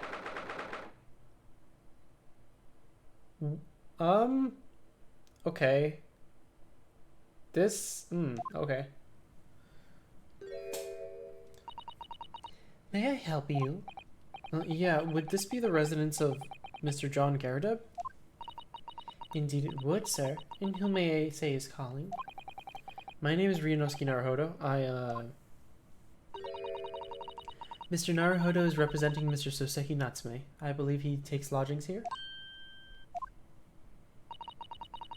We would very much like to ask him some questions about our client. One moment, please. I shall convey the message to Mr. Garrideb. Did you see that, Mr. Sato? That was a real-life English maid! I know. As I understand it, anyone of standing in English society employs a number of household staff. But that was the first time I'd ever seen one in the flesh. Oh, this day keeps getting better. Certainly feels like we've really arrived now, doesn't it?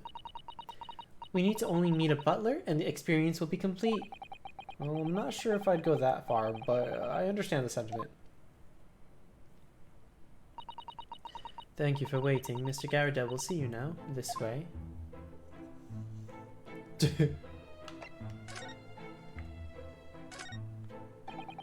Investigate thoroughly, but can't find it. Oh, my bad. I meant to go over him. Good day to you, John Garrideb at your service. Pleased to meet you, sir. This is Ryunosuke Naruhodo. He's a defense lawyer. Do excuse me not getting up. Took a shot to the knee a few years back in the Battle of Maiwan, don't you know? Earned a medal for my pains, but had to withdraw from service. Handed over the reins to the up-and-comings. So he's a retired soldier. It's a hell of a job getting up and down stairs now, I can tell you. Don't get out much, as you can imagine. Really, this joke here, huh? Yeah, yeah, it took an hour to the knee, yeah. Yes, it's quite a climb up here to the second floor, isn't it? I was panting at the top of the stairs. You really must take more exercise, Mr. Naruhodo. Oh, do you think so? Well, Mr. Garadeb, no doubt you were very courageous to earn yourself a medal. Oh, it was nothing. The medal's just a folderol, really. Wouldn't like to offend the general, though, so I grudgingly displayed it on the wall. Why don't you fetch it down, Joan? Let these good people see it properly. Joan, fetch the... Oh!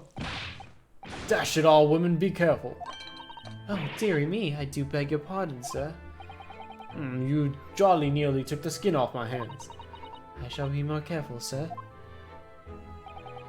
So anyway, there you have it, living the quiet life now. Yes, I see. Now then, I hear you want to know about the chap in the lodging downstairs, is that right? Yes, we would be very grateful if you could answer some questions for us. Only two, please, naturally, especially if it helps keep the peace here in Blighty. Ew, don't do that. Oh, ew, that's gross. Don't dip your pipe in. The pipe has tobacco in it. That's so gross.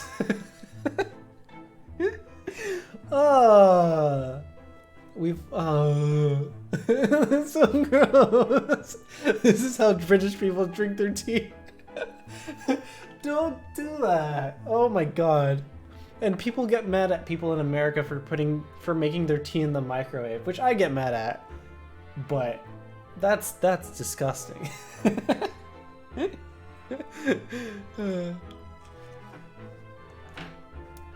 We forged an alliance with the Empire of Japan recently, as I'm sure you're aware. So this case is very much in the public eye, as it were. Oh, is it? Even I had some famous detective poking around, you know, in this old house, would you believe? Yes, Mr. Sherlock Holmes. Could have been. Didn't catch the chap's name. Not really my cup of tea, all that detective business. Oh, but you have a copy of Rant's magazine here, so... Eh? No, Anyway, the chap's investigating the foreigner's room as we speak. So he's in Soseki-san's room. it's a bally How do you pronounce that? It's a bally nuisance is what it is. The whole neighborhood's twitching its curtains now. I don't like all this fuss, it's jolly unsettling. Okay, tell me about Mr. Natsume. About Mr. Natsume then, Mr. Garadeb, please do tell us. Oh yes, the Japanese chap. Only been lodging here for about a week. Oh, just a week? So he moved in very recently then. I have two lodges most of the time, one on the ground floor and one just below us. The first floor room had Dash it all, Joan, do be careful. What was he saying? The first floor room became available a week ago, you see. There'd been... Okay. God, she's very rude. Yeah. The reason... Okay, so the only reason I don't like it when people make tea in the microwave is because I used to have a mug that I really enjoyed. But my parents used it. My dad used it, and he put it in the microwave with water in it to heat it up for tea. And it apparently made the mug crack on the inside. And that made me very upset. So that's why I don't like it when people try to microwave water to boil the water to make tea. It's just not right. Just boil the water in an electric kettle. Anyway. Oh my goodness, I'm terribly sorry, sir. If you want to know my opinion, I thought he was a shady sort from the moment I set eyes on him. Oh, why? He seemed to have a most nervous disposition, always shaking and looking over his shoulder. That man had shady written all over his sweat-soaked brow, if you ask me. I said to myself, Joan, that man is trouble. Sooner or later he's going to do something untoward. And I'm rarely wrong about anything. We won't be calling this maid as a witness, that's for sure. Was there anything else that struck you as suspicious about the man at all? Yes, oh yes, indeed there was. And she's dying to tell us. The shady lodger. Had you noticed anything else about your lodger, Mr. Natsume? Oh, Mr. Natsume? Oh my word, yes, that man was shadier than an orchard. Could you elaborate? Well, take the man's room. Absolutely stuffed full of books it is. More than anyone could ever read. And he never so much passes the time of day with another living soul. I haven't seen a single visitor call. He just trots off to that old bookshop every day and comes back at 5 to light the gas fire. And the funny little man is up long past the time everyone else in the house has gone to bed too. Oh, I see. The gentleman on the ground floor goes to bed around 9 each night. But I've never known that Japanese fellow to retire any earlier than 2 in the morning. Ah. He did it again. He keeps putting it in there. I'm just trying to ignore it. Trying not to pay attention that the man is doing the disgusting thing. The maid and the gentleman are the sun and the moon. Look at their design. Oh, maybe you're right. Could you clarify something, I wonder? Oh, you're right. They are the sun and the moon. That's why he's in profile. Why he's not facing us directly is because he's the silhouette of the moon. What, pray? How do you know so much about Mr. Natsume's routine? Oh! I'd understand that neither of the lodgers live on this floor of the house, is that correct? That's right, yes. They're both below us on the first floor and street level. Then how is it that you know so much about the lives of your lodgers?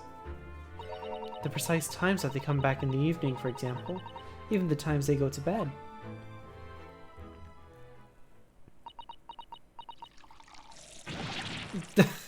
Why is she doing that to me? Good grief. Oh my goodness, sir. I'm terribly sorry, sir. Something doesn't add up here. If anyone's shady, it's you guys. Seems that incident took place around 5 in the evening. Did you happen to look out the window at around that time? The window. Yes, we noticed that the window over there looks over Briar Road. The incident took place on the pavement just on the far side of the street. Ooh, street. Was there anyone suspicious loitering nearby? 5 o'clock is dinner time in the Garadeb household, so I'm afraid I don't remember seeing anything. How about you, Joan? No, sir. It would have been dusk outside already at that hour. And with the fog as well, I think it would have been quite impossible to see the other side of the road. Oh, I see. Did you notice anything else out of the ordinary then? Stop doing that! Such as? Anything at all, even if it seems unrelated. Well... Yes, was there something then? Well, it's nothing particularly significant, but around this sort of time in here there... For the love of God, Joan, watch what you're doing! Oh, dearie me, what have I done? I'm awfully sorry, sir. Do be more careful, woman. Of course, sir. If I may, Mr. Narrow Hollow. Oh, yeah? I have an exceedingly good memory, and as far as I remember, nothing of any significance took place here at that hour. Nothing at all. Oh, really, Mr. Garadeb? The way you were talking before, it sounded like there might have been. Oh, well, as I was saying, it was just a trifling matter, really. Nothing of... Joan, dash it all, what is the matter with you, woman? Begging your pardon, sir. Nothing happened. What? Yes, quite. I feel his pain, the sun often burns me too. She is very suspicious. Nothing happened. We sat down to a quiet, uneventful meal. Joan? That's right, Mr. Garadeb. What is the matter with these two? Sounds like something happened here in this room on the evening of the incident. But what? I wish I knew. Alright. Could you tell us which floor Mr. Natsume's room is on? Why, certainly. Just below us on the first floor. And Mr. Sholmes is investigating there even as we speak? Yes, told me Knott's his name, had asked him to look into the matter, so I gave him the key. Mr. Natsume has engaged Mr. Sholmes' services? That's a blatant lie. Would it be alright if we also had a look around? In Mr. Natsume's room, I mean.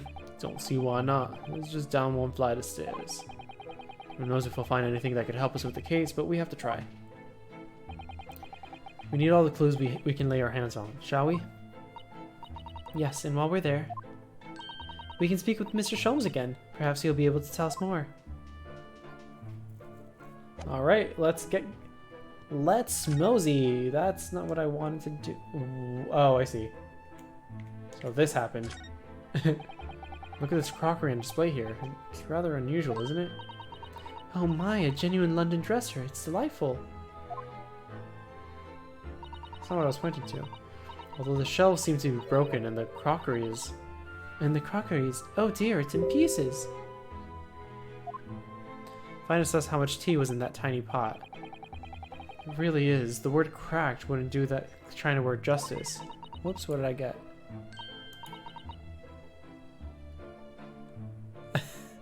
Okay. I wonder.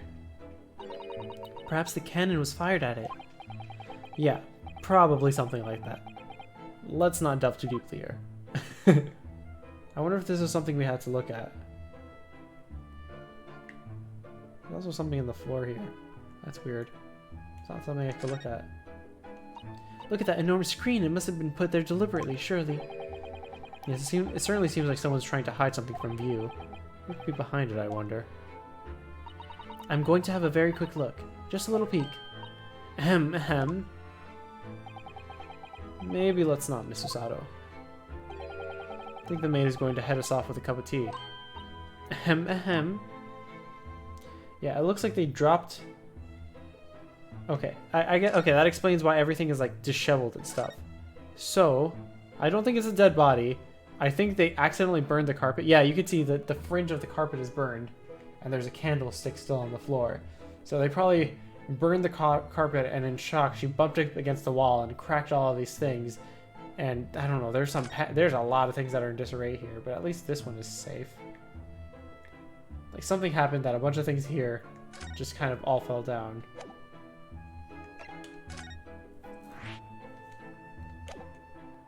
What? Just stop doing that. Alright. Oh my god. Look! Look! There's a cat! There's a cat! Oh my god! There's a cat. There's a cat. We love it.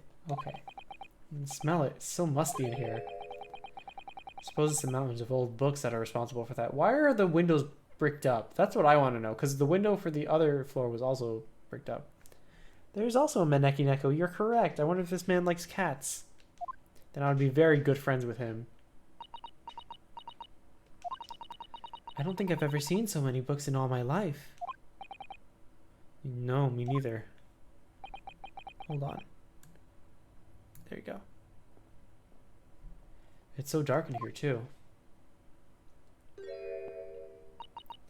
Is that the window over there? Well, it was the window, I think, yeah. Once upon a time. For some reason, it's been closed up with bricks and mortar. So this is where Mr. Natsume lives. By the way, I haven't spotted Mr. Sholmes here anywhere, have you?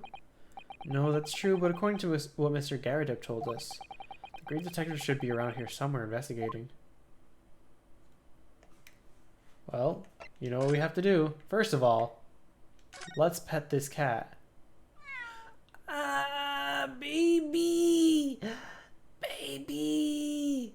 Bye. Where did you go? Oh my, what an adorable little cat.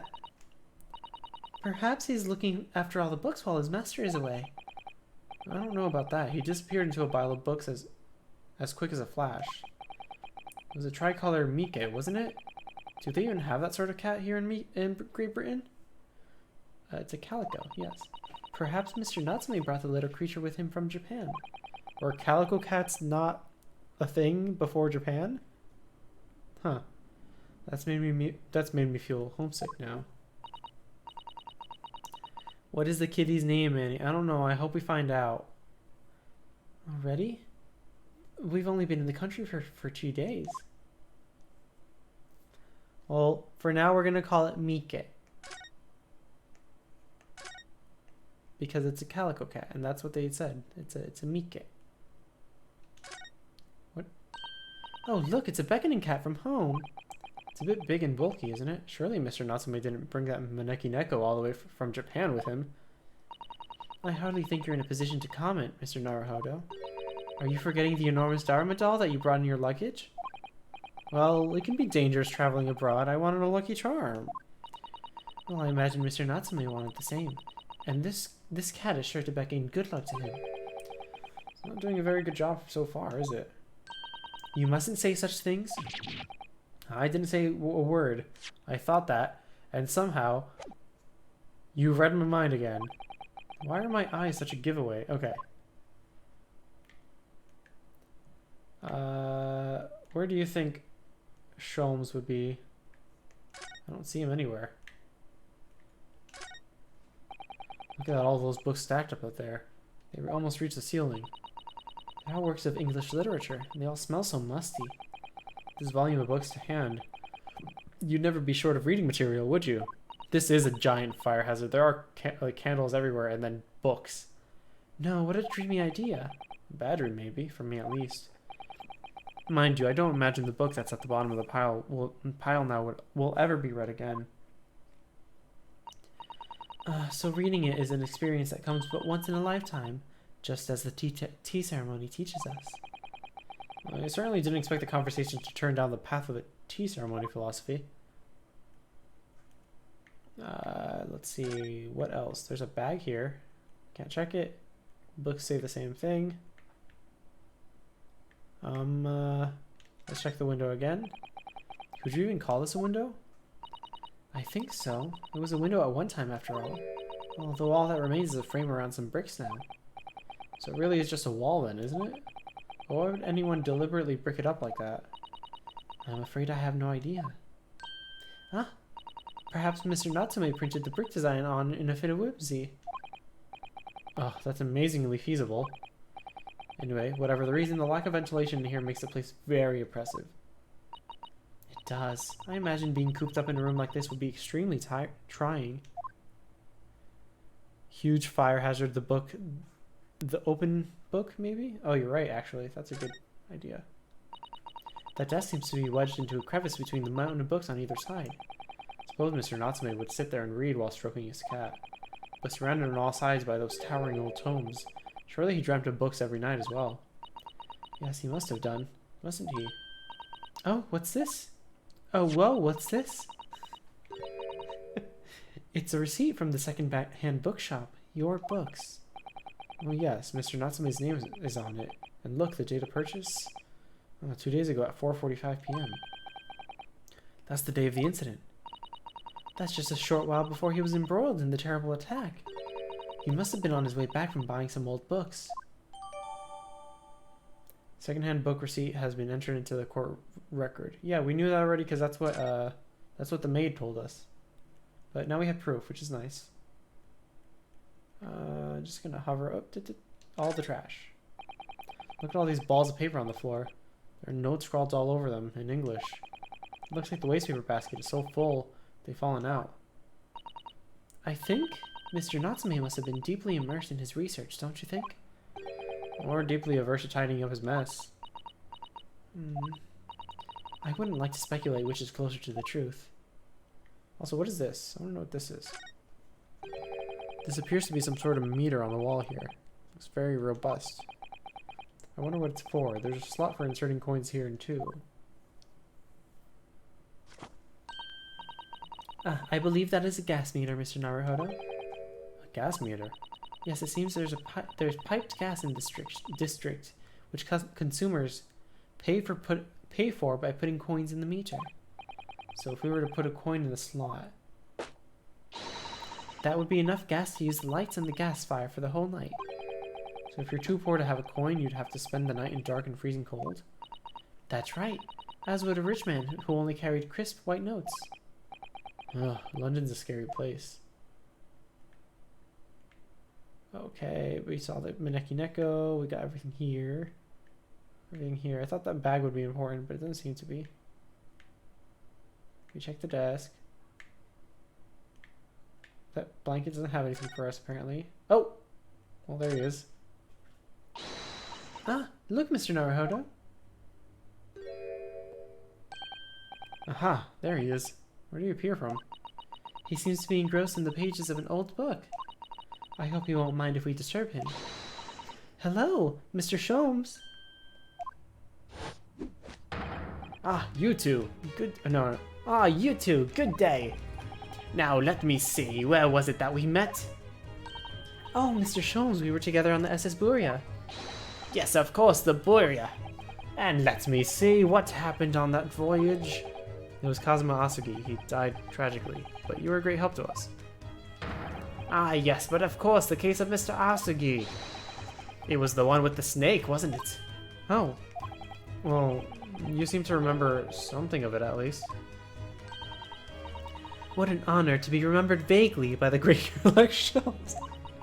Ah, what an honor to be remembered vaguely. This is Mr. Oh, no, my dear madam, hold your tongue. I pride myself on my superior powers of recollection. Your names are safely recorded in my brain attic.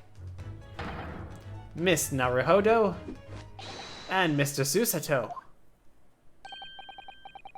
Try the other way around, Mr. Sholmes. I lose the first round.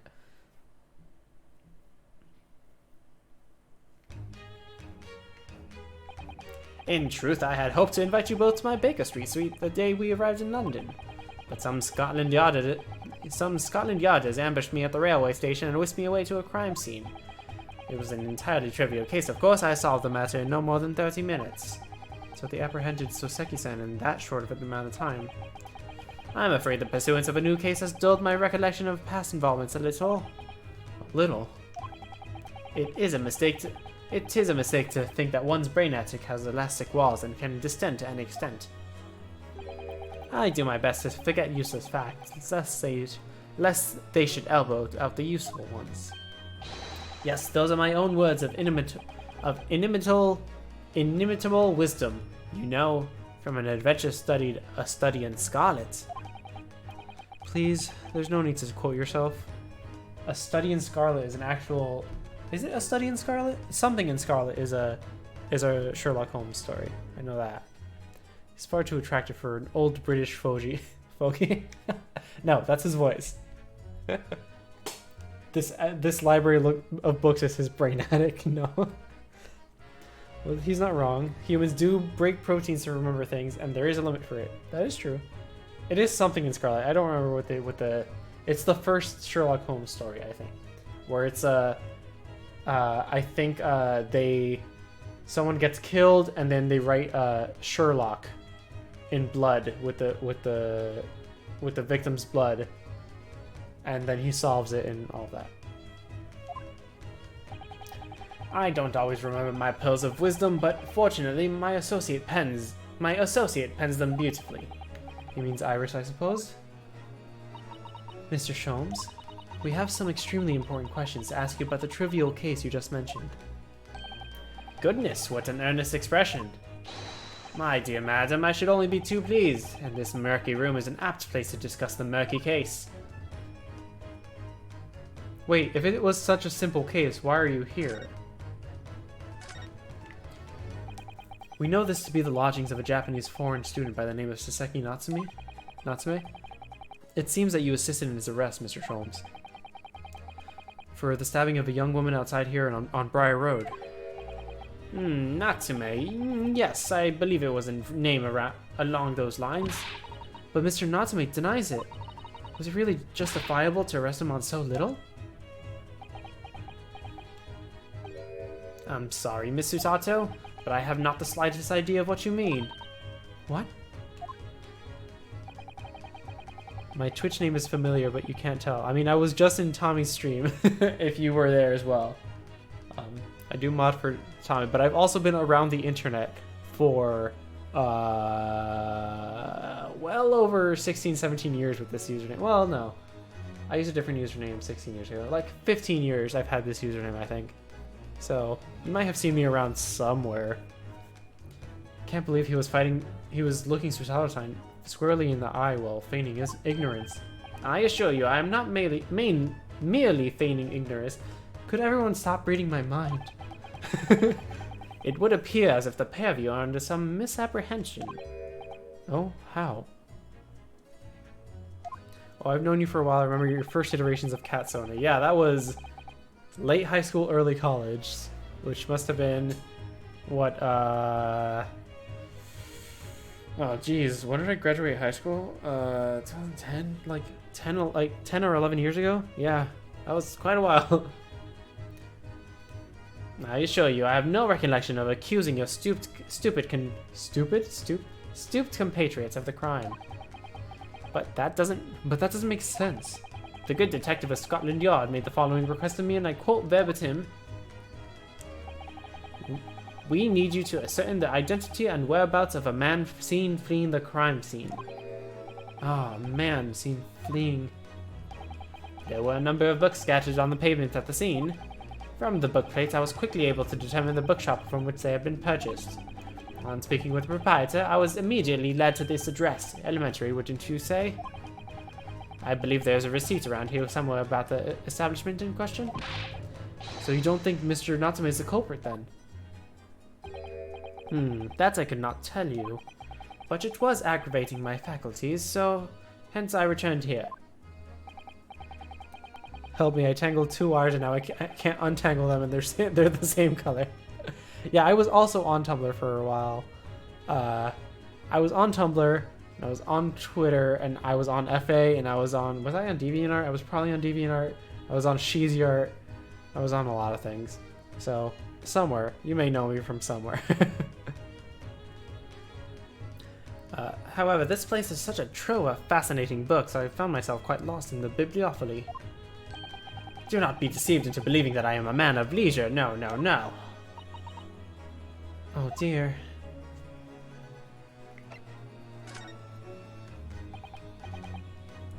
Tell me, have you encountered the landlord of these lodgings?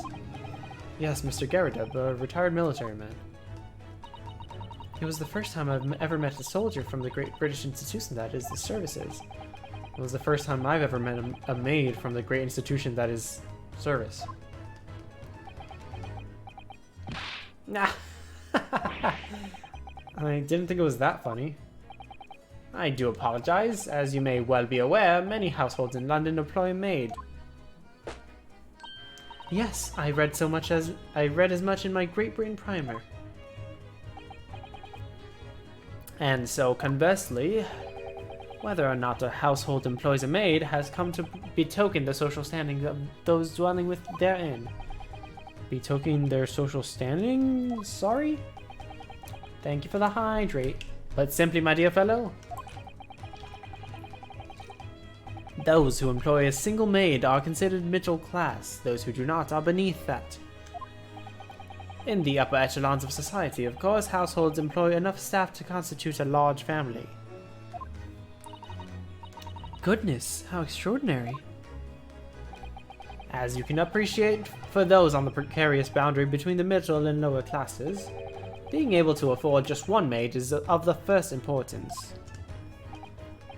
I had no idea.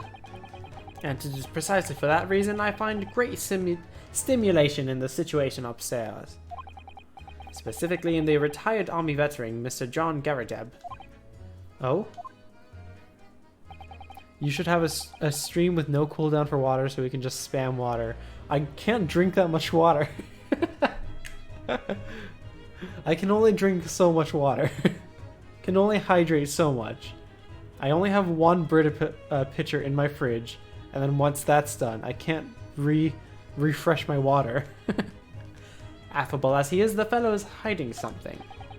Whether or not it imposes the circumstances of this case, I am as yet unable to ascertain. I'm thoroughly lost as to what he means to say. This room is thoroughly suffocating for the soul, my dear fellow. I assure you any man whose lot is to dwell in a place such as this will stab someone sooner or later. Mr. Natsume has stabbed no one. Ah, but sooner or later, as I said. I don't believe that's the issue here. About this dark little room, Mr. Sholmes. Why is there no longer a window? Do you have any idea? No window? Well, I mean, I can clearly see that there is a window of sorts. We run out of points eventually. I've been streaming for a couple months. Not like often, but I've been streaming for enough that I have enough friends or people who have watched the stream before that would spam water at me. Oh, we got a mange, thank you. But it's been completely blocked with bricks. Whoa, I almost dropped the top. Ah, I see. The answer to that question is quite simple. I'll...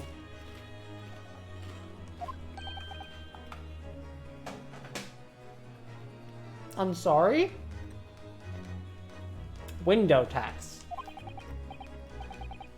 Window tax? What is that? Kipe has enough to make me drink 47 glasses of water. There'd be sips of water.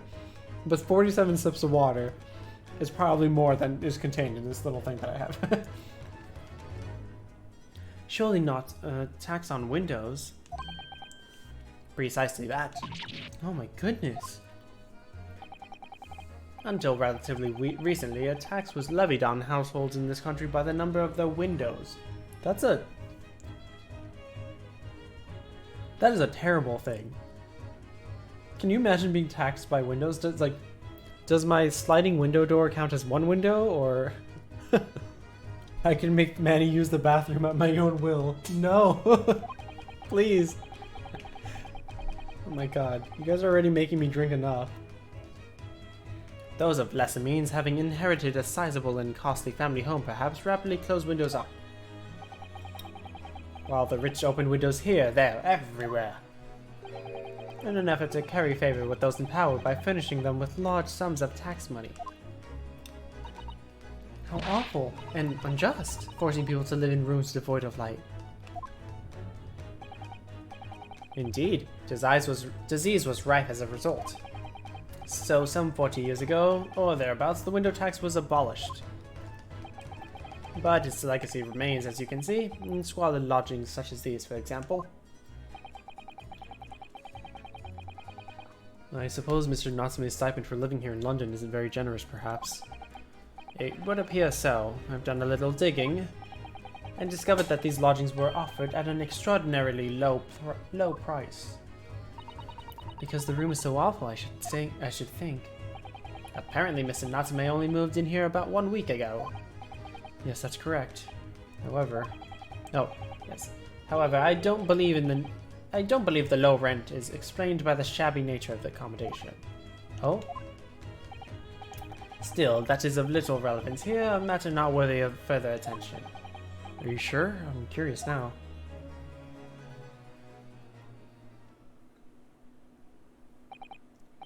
Well, I believe I've told you all I can now. Thank you, Mr. Sholmes. Ah, yes, Mr. Naruhodo. Was it not your intention to become a practitioner of law? Oh, you remembered that, did you? Will you perhaps be offering your service in this very matter, I wonder? To the occupant of this room, Mr. Natsume, was it? I'm not sure. Not sure? On what grounds? Well, actually, I defended someone in court here only yesterday. Really? Well, then I congratulate sir on an ambition realized, and so promptly, too. The thing is, it's really made me question things. Am I right to believe in my clients? To trust in their innocence? Yes, trust. Mr. Sholmes. Mr. Natsume didn't do it, did he? Yeah, it was probably to measure how many rooms a house had. Well, not all rooms have windows, but I guess most rooms do. My dear fellow, I haven't the first idea. Oh, what? I thought that's why you were here. Oh, my bad. I thought that's why you were here. Didn't you come back to investigate? Nah, yes, that was indeed my initial intention. It's so weird when I'm just staring at a character and just the name changed. I wish they had like a little portrait next to the text so I can tell who was talking. What about mansions? Well, they said apparently like rich people opened up as many windows as they could so they can give more tax money so they can win more favor to the people in government. Yeah, it would at least be good to have their names in different colors. I agree. Yes, that was indeed my initial reaction, but there are simply too many fascinating books here. I couldn't possibly ignore them. Oh, I see. Nevertheless, there are two facts that I can state quite unequivocally. The man who fled the scene of the crime 2 days ago was the Japanese occupant of this room, and there are witnesses who swear to having seen the same man commit the crime. That is all I can say. And one more thing. Oh, what is it, Mr. Sholmes? Tell us. I cannot say with any certainty whether or not it is of relevance to this case, but I am quite sure that the retired army man who owns this property is hiding something. Mr. Garrideb is. Mr. Sholmes said as much before, actually, didn't he? Anyway, at present, that is really all that plays on my mind in relation to this case. Mr. Naruhodo, as yet, our investigation has uncovered nothing that could help establish Mr. Natsume's innocence. No, you're right. I'm playing Minecraft while watching streams. That's fun. I do that a lot. When I'm watching streams, I tend to play a game. No, you're right. Perhaps it's time we probed a little deeper into Mr. Garrideb's secret. Just remember, I cannot be sure what the landlord's secret will prove to be of relevance or not. But I wish you every success, of course, Mr. Naruhodo. Is he leaving? A busy man indeed. He's gone back to his book in the corner of the room. Alright then. Is he still there? Yeah, he is. What if I talk to him again? Excuse me, Mr. Sholmes? Yes, so true. To be or not to be? That is indeed the question, Mr. Naruhodo. To be or not to be brushed off? That is the question. And the answer is all too clear. Let's leave Mr. Sholmes in peace, shall we? Alright. Let's go try to figure these people out again.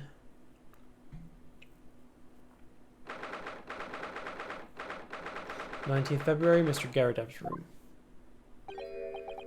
You pair again? Tell me, was the detective chap, I forget his name, still at hard work down there? Mr. Herlock Sholmes? Yes, rings a vague bell. All that detective business isn't really my thing, I'm afraid. Well, Mr. Sholmes is in his element down there. Jolly good show. Another cup of tea, if you please, Joan. Now then, why don't you tell me what... For the umpteenth time, woman, would you watch what you're ballywell doing? I shall be serving dinner shortly, sir. Yes, of course. Frightfully rude of me, but I'm afraid I shall have to ask you to take your leave if you'd be so kind. Oh, yes, of course. We are deeply grateful for all your assistance. Not at all, not at all. Don't get much chance to talk with young foreigners like yourself. It's been a pleasure. Best of luck and all that. Perhaps you can see yourselves out. According to Mr. Sholmes, Mr. Garrideb is hiding something. Since no other avenues of investigation seem to open up to us at the moment, perhaps we should do some digging. Can I look at this again? No. Can I look at this? It's a full-size cannon. What's it doing in here? Oh my, it's real. I thought it might be a replica. That old thing? Bah, that's a little more than a toy. Sorry? The army was selling it off when I retired, so I decided to give it a new home. Never know when the enemy might attack next. Jolly useful to have a cannon about the house. Really, it isn't... overkill? Be prepared, I always say. You never know what this twisted world's going to throw at you next, boy. Do you think there may be trouble brewing, Mr. Garrideb? Always is. Take Joan here. Never fails to have a clean apron in reserve. Drives them over the barrel, you see. They drive very well on the cannon there, Joan tells me, which rather proves my point, I feel. It's been reduced to a drying rack. No wonder the huge cannon looks like it's hanging its head in shame. These books. I notice you have a pile of books here, Mr. Garadeb. Do you enjoy reading? Ever experienced a London winter, boy? The nights are long. No better way than pass the time than in front of a fire with a jolly good book. Oh, there's a copy of Rant's magazine here, I see. No doubt Mr. Garadeb enjoys the adventures of Sherlock Holmes as well. The great detective has a great many followers, it would seem. Alright. Well, I guess we're here. No, oh, okay, well... ah. What's he doing over there? Mr. Sholmes! Aha, so we meet again, my dear fellows. Good gracious, when did you sneak in here? Sherlock Holmes, sir, at your service. Whatever were you doing by the window? I am given to watching the evening sky as the sun sets, madam. Yet sadly cheerful as the room downstairs undoubtedly is, it lacks an aperture for such observation. So I took the liberty of borrowing a small corner of space by the window up here. Well, Keeping an eye to one's windows at dusk is a prudent thing to do in London, I'm gathering.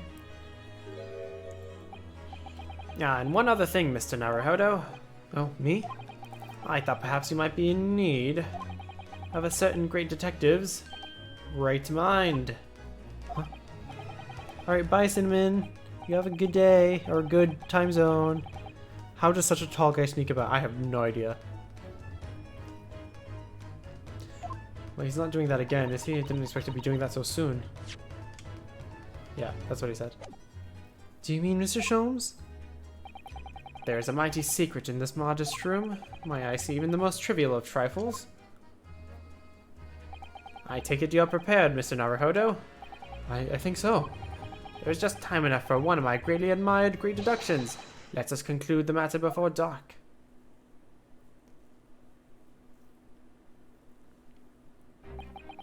Mr. Garadeb, though it would seem you are a military man of a considerably distinguished service, your standing as a landlord is most certainly not what one might call first-rate. I'm afraid, sir, that it is all too clear to me. There are two conclusions I have been able to draw by careful observation of your living arrangements. I beg your pardon. The first is that even as we speak, you are concealing the presence of a ferocious beast in your care. Huh? And the second is that as a result of the beast's violent rampage, you have lost something very dear to you. Oh, Mr. Naruhodo, look! The old man's broken out in a cold sweat. Oh, unbelievably, it seems Mr. Sholmes' conclusions are both spot on. how could you possibly? How could I possibly know, you mean to inquire? The answer couldn't be simpler, sir. For in the dense jungle of logic and reasoning, I am the king of beasts.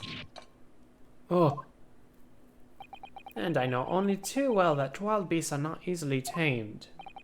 So, shall we begin? Once again, Sherlock Holmes is proud to present his Logic and Reasoning Spectacular! the great deduction. The great deduction. The game is afoot. Nature of the beast.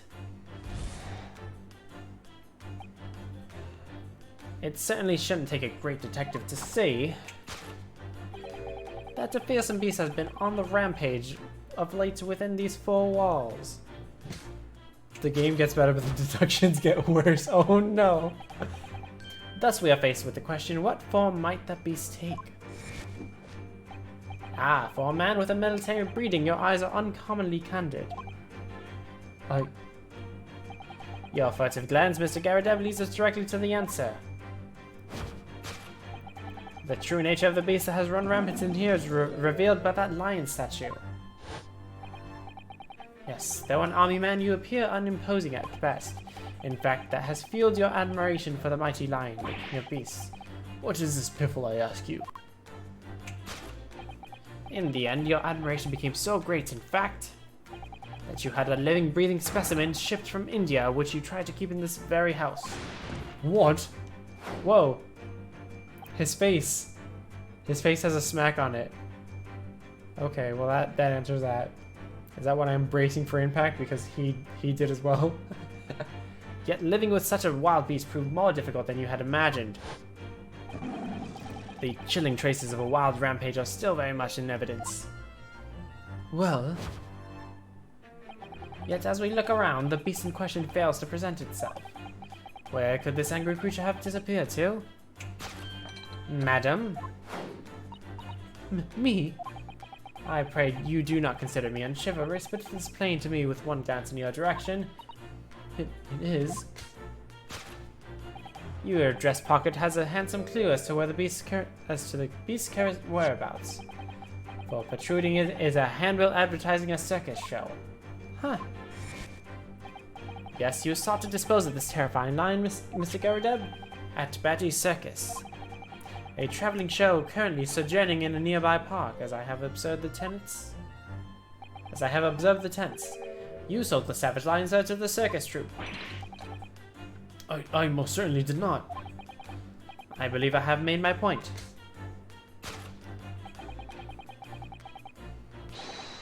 The fearsome beast which ran amok in this room was an Indian lion. And a simple visit to the circus now will reveal the lion prancing jubilantly through a ring of fire. My conclusion, a rampaging Asiatic lion. Yeah, I'm pretty sure India doesn't have lions. Like maybe tigers? Not lions.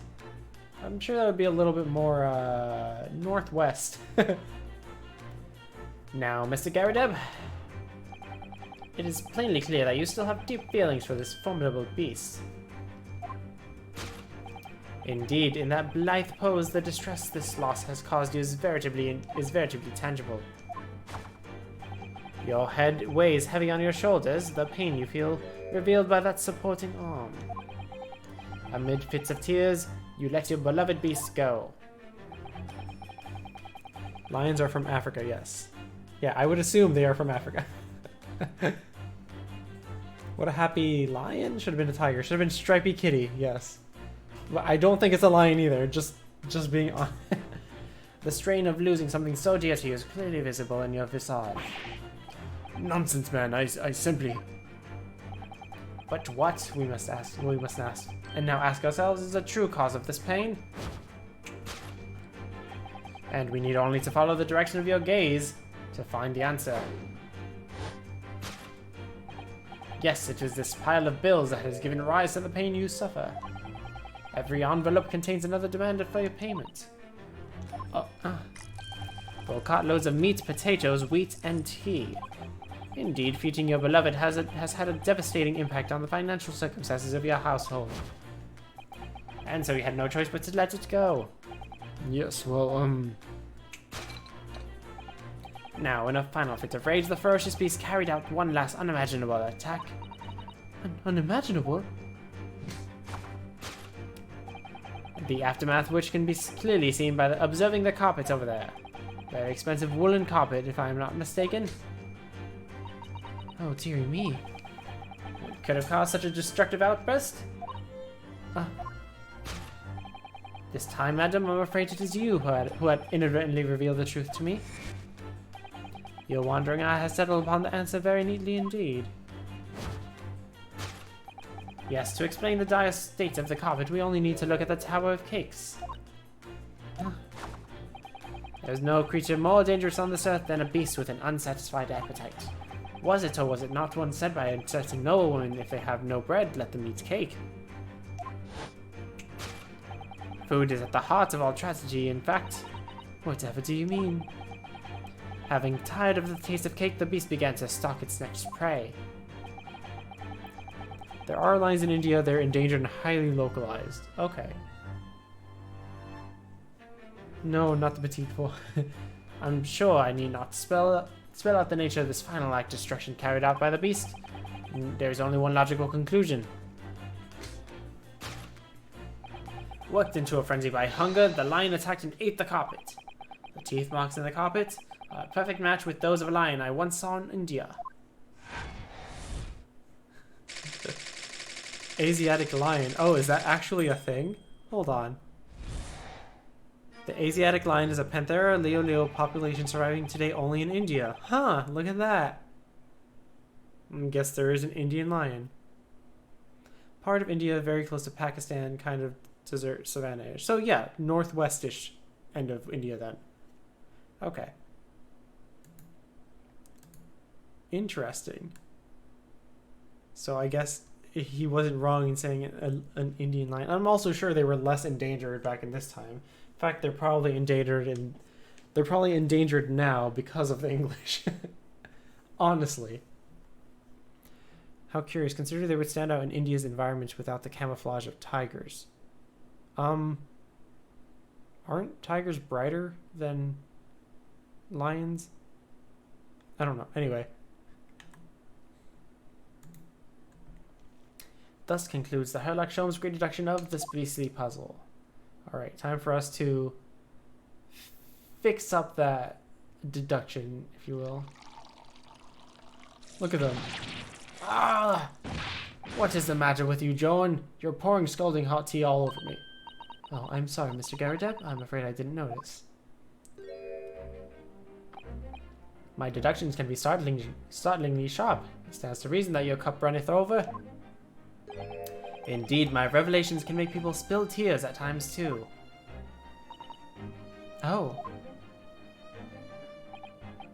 Mr. Sholmes, sorry to butt in again, but could I make an observation? Why, certainly, Mr. Naruhodo. What is it again? Well, your deductions just now.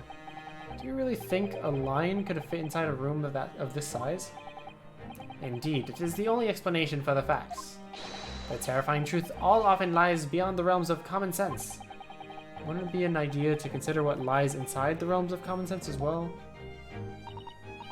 But if an uncaged lion had run amok in this very room, surely Mr. Garadeb and his maid would have been hurt, or worse. Ah, that's where you are stuck. No doubt the former military man held his own against the beast using that large cannon. I thought you said they sold the lion to the circus. And what about the food? Meat and potatoes are one thing. But I don't believe I've ever heard of a lion that drinks tea. Ah, my dear Mr. Sato, it occurs to me with some regularity that irrespective of race and breeding, whenever anyone lands on Great British soil, they are infused with a highly appropriate taste for the afternoon tea. Sharp as a bowling ball, Sholmes. He is, definitely something. Oh, what a glorious notion. Did she say nation or notion? Oh. Well then, Mr. Naruhodo, it's your turn to shine again. I had a feeling this was coming. I love this man, but he is thick. He is thick, and not with a double C, with a capital K in there. Capital CK. A slight massage, that's all Mr. Sholmes' deductions need. You can do it. I like Susato's goal, yes. Excellent. I've been waiting for my trusty partner in deduction to step forward, Mr. Naruhodo. We don't even know yet whether or not this is going to help with Mr. Natsume's case. Still, uncovering the truth is always worthwhile, whatever the motivation. At least that's what I want to believe. Let us start again. From the beginning of Herlock Sholmes' Logic and Reasoning Spectacular. Course correction. Hold it, Mr. Sholmes. About the nature of the beast, don't think it's a rampaging Asiatic lion. No. We're gonna hold B, so we can skip through this because I just read all of it out. What form did the beast take? The furtive glance is not the lion statue. It is... I really didn't see the lion thing coming. No, but if you observe Mr. Garadeb's reaction, it rather seems as though some beast did indeed run amok here in this room. It's something with a very fierce nature. But it couldn't have been a lion transported from India. So what was it then? We must follow Mr. Garadeb's gaze. That will lead us to the true answer.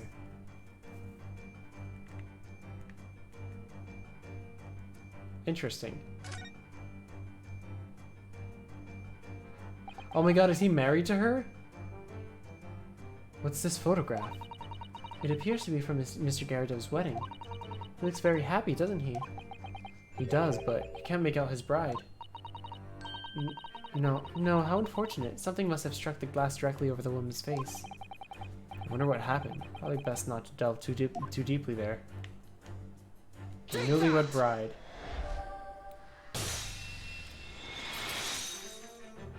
Okay, so she's pretending to be his maid. So they seem a little more like fancy. Okay, this is Danganronpa all over again. The true nature of the beast that had run rampant here is revealed by that newlywed bride. Precisely, Mr. Naruhodo. No other explanation could possibly fit. Yes, this framed print pictures your wife, Mr. Garadeb. And while we lament the fact that her face is obscured, we can still make out her mighty arms and note the considerable horsepower they must contain. Oh, indeed, surely any woman of such powerful constitution would be honored to be described as a beast. Honored might be stretching a point. Too late. The fact remains that the beast which so clearly salvaged this room was your wife, Mr. Garadeb. The chilling traces of a wild rampage are still very much in evidence. Well, yes, as we look around, the beast in question fails to present itself. Where could this angry creature have disappeared to? Madam? Me? I pray you do not consider me unchivalrous, but it is plain to me with one glance in your direction. It is. Your dress pocket gives us the handsome clue as to where the beast's current whereabouts. The poor, fragile, defenseless woman is beside herself. Well, I don't know about the fragile. Oh dear. Anyway, Mr. Sholmes is quite right. There's no sign of Mrs. Garadeb anywhere. But it seems there may be a clue to her whereabouts. A clue that this maid is trying to hide. I wonder where Mr. Garadeb's wife could be. Well, can I just present her? Yeah, I can't even. You can't even look at her pocket because it's just expecting me to. Take that! No? I'm not even sure if I should voice this. It's impossible to believe it could be true, yet for some reason the thought came to my mind that the serving maid is in fact a mighty goddess of destruction. What spectacularly contrived logic led you to this mindless conclusion? Oh, well, it's supposed to be a logic and reasoning spectacular, so I thought I'd contribute to the show. This is my show, Mr. Naruhodo. Kindly perform any peculiar experience on your own stage. Oh, sorry.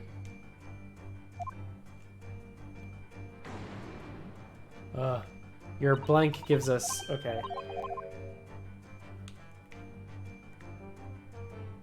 She looks to the side.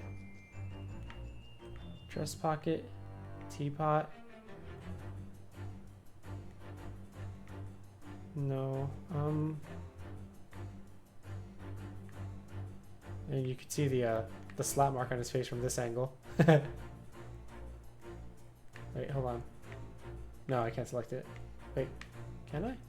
Oh god, this camera angle is weird.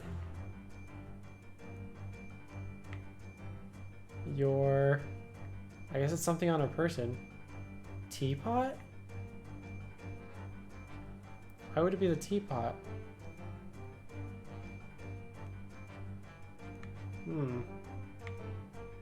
Maid. Yeah, I guess it would be teapot. That's the only thing I can click on. Take that! Nope. Okay, never mind. Whoops. Years ago, I read about a pot like this in a book. It was an old Arabian tale. Inside the pot was a genie who once unleashed wielded the power to destroy the whole world. That spectacularly contrived logic led you to this mindless conclusion. Oh, well, okay. Alright.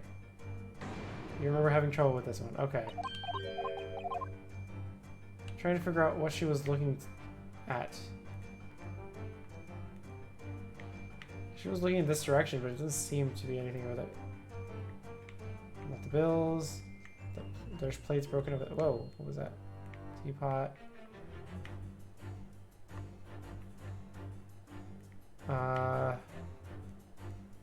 Maid.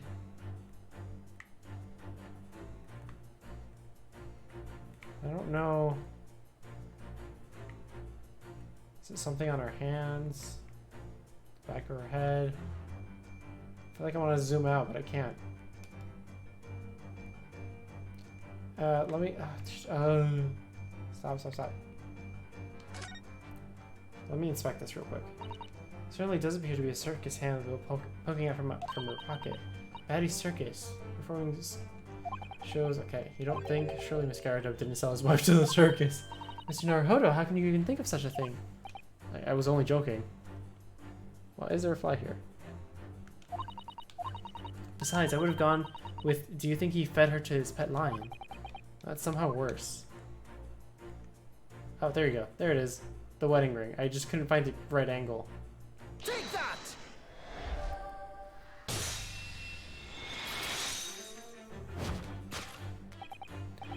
Your wedding ring gives us a handsome clue as to the beast's current whereabouts. Ah. Indeed it does. That flowery band gleaming on your finger gives you away. For it is identical to the one shown on the hand of Miss Garrideb's bride in this photographic print. In other words, you are no ordinary household maid. No. You are Mr. Garrideb's lucky bride. You are Mrs. Garrideb herself. Oh my word.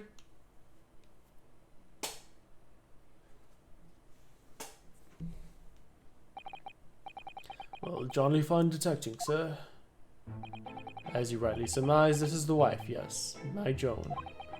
Rather let herself go, you might say, but she was a bally corkerback. Yeah, you deserve it. You deserved it that time. It would appear that you don't live in the most comfortable of circumstances. After all, you are a retired army man, yet you are in the business of renting out rooms. I would assume, therefore, you have insufficient means to employ a maid. Would that be correct? It's not right, I tell you. I was second lieutenant of the 3rd Regiment. A man has his pride, don't you know? By golly, it's a sorry thing when a chap can't even afford to have a single maid in his employ. Yes, here in London, one is rather judged. A household cannot be considered worthy of society if it employs no staff at all. Though in my considered opinion, such concerns about appearances are a folly. You mean Mr. Garrideb has his wife work as his maid? Precisely. Am I right, Mr. Garrideb? Only in company of, obviously, but listen here. This must remain a secret. Tip-top secret, please. The raging wife of Mr. Garrideb. That's the true nature of the beast. Now, let's talk about the aftermath. You said the carpet was gnawed on by the starving lion, but I think differently. Now, Mr. Garrideb, let's skip through all of this dialogue. Your head weighs on your shoulder, the pain by your supporting arm. Yes, a woman, that feels... Okay. Mr. Sholmes is quite something. He's still calling Miss Garrideb's wife a beast. Yes, as a woman that seems rather uncomfortable. But Mrs. Garrideb is standing beside her husband as we speak. In other words, he hasn't loved his beloved at all, has he? Oh, how true. So perhaps that supporting arm seems to be propping up his head. That's some other significance then. According to Mr. Sholmes, Mr. Garrideb's pain is tangible though. Look at that pose of his rather signified. Oh, he has a slapped cheek. That's what he has.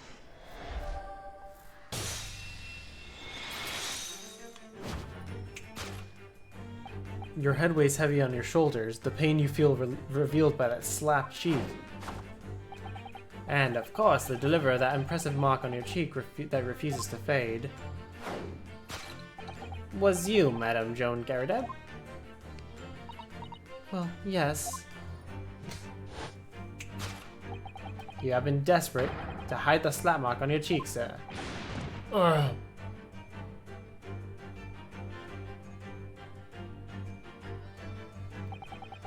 How the blazes did you work that out, man? Nothing except the notice of one trained in the art of observation, my dear fellow. That's why you haven't looked directly at us even once. To keep your other side from view. Well, Now, let us proceed to the next conundrum. Why were you subjected to such a violent slap? In other words, we must ask ourselves what caused Madame Garredup to fly into a rage. And we need only follow the direction of your gaze to find the answer. Yes, it is this pile of bills that has given rise to the pain you suffer. Didn't Mr. Sholmes say that the bills were all for lion fodder? Yes, but now we have established that the lion never existed, which can only mean that the thing responsible for gobbling up all that food was Mr. Garredup's wife. Mr. Naruhodo, she's a person, not a thing. Yes, well, she's also a person who gave her husband a mighty slap around the face. One so hard it left a perfect hand mark, in fact. Yes, why would a woman want to hit her husband with such force, I wonder? I'd love to know the answer to that question. I think it's pretty obvious. What is this, anyway? Oh. Someone must be reading a book at the moment. There's a bookmark here, too, look. Mr. Garredup is clearly an avid reader. Oh, wait a minute. I don't think this is a bookmark. Oh no, so it isn't. It's a note written in a woman's hand. Oh, James, I love you. Yours, Mary. And look next to the signature here. Lip marks, made with lipstick. Oh, what a passionate and romantic gesture. Don't get any ideas, Susato-san. Oh dear, I'm sorry. So this bookmark is actually a love note then. Well, that is what it is. Take that! Thank you for the hydrate, Icy. Yes, it is this love note that has given rise to the pain you suffer. Oh, James, I love you. Yours, Mary. Passionate indeed. Thank you for the posture check. Perhaps the sender of this note of certain Miss Mary is the fly in the ointment here.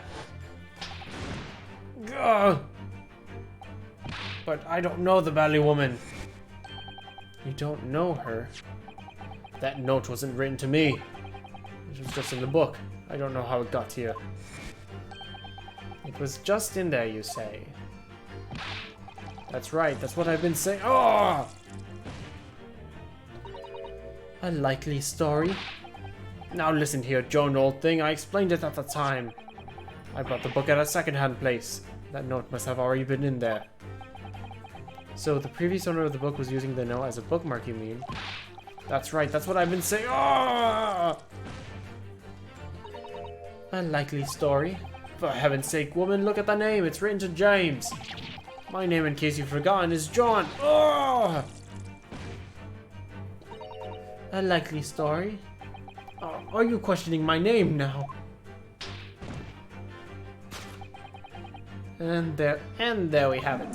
Arouse the suspicion of the female heart, and you unleash a beast with the most ferocious bite. Oh. Now, in a final fit of rage, the ferocious beast carried out one last unimaginable attack. Unimaginable? The aftermath of which can be clearly seen observing the carpet over there. Very expensive woolen carpet. Your wandering eyes settle upon the answer very neatly indeed. Yes, to explain the dire state of the carpet, we need to only look at the Tower of Cakes. But surely Miss Garredup didn't eat the carpet? No, of course not. But there doesn't seem to be any doubt that the state of disarray in this room is in as a result of her wild temper. No, that's true. So, this last part of Mr. Sholmes' deduction that we need to fix. We need to only follow Miss Garredup's gaze. That will tell us the real answer. Alright, let's see what we can see. Yes. Well, it's pretty obvious. It's the candlestick. As I mentioned before, there's a candle on the floor next to the burn marks on the carpet. Yes, to explain the dire state of the carpet, we only need to look at the candlestick. Most illuminating, my dear fellow, and of course the only possible way out of this logical labyrinth. Yes, the remnants of a ferocious attack in which the carpet was devoured are clearly visible.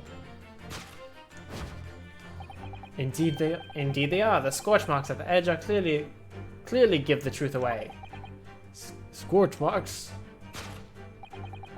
It would appear this room was the scene of a little marital altercation. Miss Garadev's mighty arm muscles left an impression not only on her husband's face, but on the entire room. The force of a strike caused a candle to fall from the holder. And in seconds, the carpet was alight, the whole corner of the room in flames. Yes, For the most ferocious beast in this world is neither a violent lion nor a vengeful woman, but fire. And in this room, that ferocious beast bared its claws and ran amok. Eloquently put, my dear fellow, so you see there is but one conclusion here.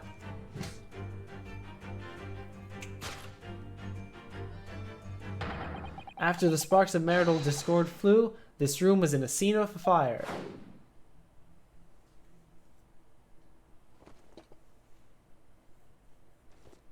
He stands up. Mr. Sholmes, sir. I salute you! Why?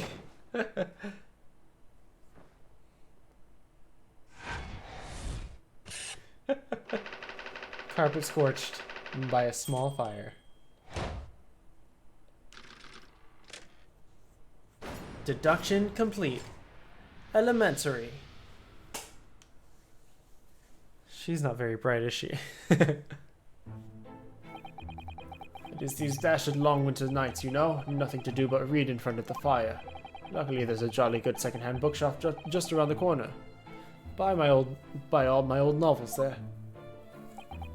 That was a fun little romp that was mostly irrelevant, but I think it'll come into relevance a little bit soon. And in the pages of one particular novel, you discovered some rather illicit material, for which your wife admonished you harshly, it seems. Don't know about admonished. Demolished might be rather close to the mark. And beast is most certainly an apt description. Ah! Here we go again. And the carpet, was that destroyed by fire when a candle fell on the floor? Afraid to say it was. Happened in the blink of an eye, you know. The whole place filled with smoke. Couldn't see a bally thing. I was caught between the old sticks of rage and the raging flames. You paint a torrid picture, sir. One that would have been most entertaining. That's sympathy for you. Actually, it is relevant now, because in order to get rid of the smoke, they would have had to open the windows, which means it was both smoke and fog out there. Didn't take long for the fire to spread, of course. The bally furniture starting to go up as well.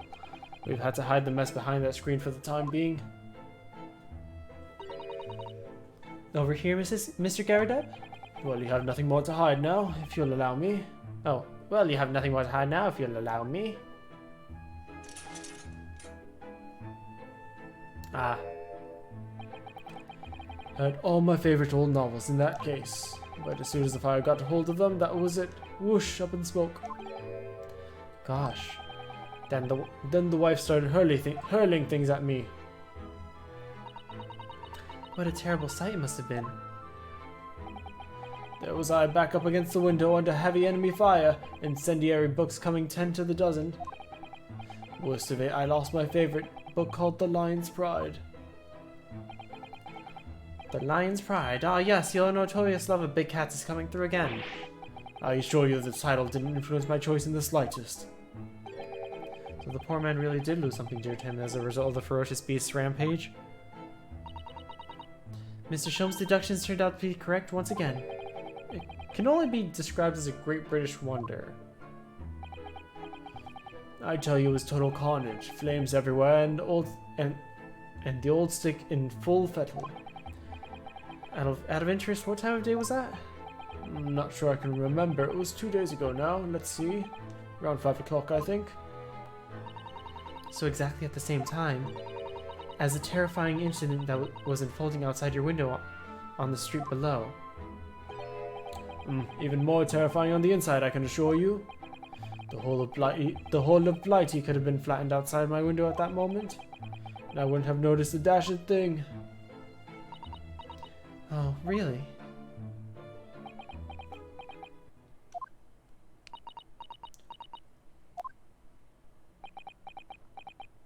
Okay. Mr. Sholmes. Yes, Mr. Naruhodo, what can I do for you? Well, I think we've got to the bottom of Mr. Garridub's situation now. But what does it have to do with Mr. Natsume's circumstances? Well, the time is the same. I can't help you there, I'm afraid. What? My dear fellow, if you recall, I did say as much from the outset. I warned you that although I knew the retired army meant to be hiding something, I could not be sure whether his secret would prove to be of relevance or not. I just knew you were going to say that. Now, Mr. Naruhodo, you mustn't lose heart. Bear in mind that all things fall into one of only two categories, those relevant to the case and those not. That makes no sense to me. Well, no matter. It is of far greater importance that you make up your mind now. Sorry? Visiting hours at the prison will soon be over. Oh no, is it that time already? If we're to accept Mr. Natsume's case, we have official paperwork to attend to. So that's it, no more time to think. Perhaps you'd like to betake yourselves to bidding us farewell now? I must prepare supper for Mr. Garridub. Oh yes, I'm so sorry. Thank you both very much for your time. So Seki-san will be waiting for us. And I'm going to have to give him an answer. Well, time to go.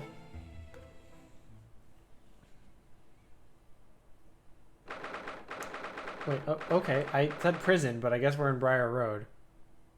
That was a little long-winded, to say the least, yeah. I thought that they were going to start doing it so, like, we interrupt him while he's doing it and be like, no. But no, we have to listen to the whole thing and then listen to him say the whole thing all over again before correcting him. It's a little annoying.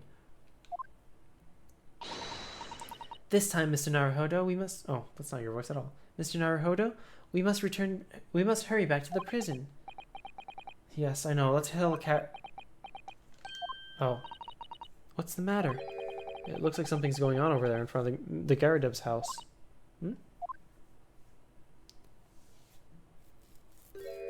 What in the world is this JoJo character doing here? I know not, old man. Fall to thy prayers. Who are you calling an old man, you rum-looking niminy-pinny? There are more things in heaven and earth, Horatio, than are dreamt in your philosophy. Or is this Horatio Fallet? Who are you talking about? Excuse me. Hey, what the? Who are you now? These are so fun. Thank you, Joel. I'm sorry, it just looked as though there might be some problem here. And my associate here, Mr. Ryunosuke Naruhodo, is a lawyer, you see. Hey, a lawyer? What? If I can be of any assistance, I'd be happy to help from Japan, but I've studied English law. Fine, I'll be on my way for today, but you mark my words. This ain't over yet. What was that JoJo pose? They're just doing JoJo poses at each other now. Get thee to a nunnery. Do I look like a bloomin' nun to you? What am I looking at right now?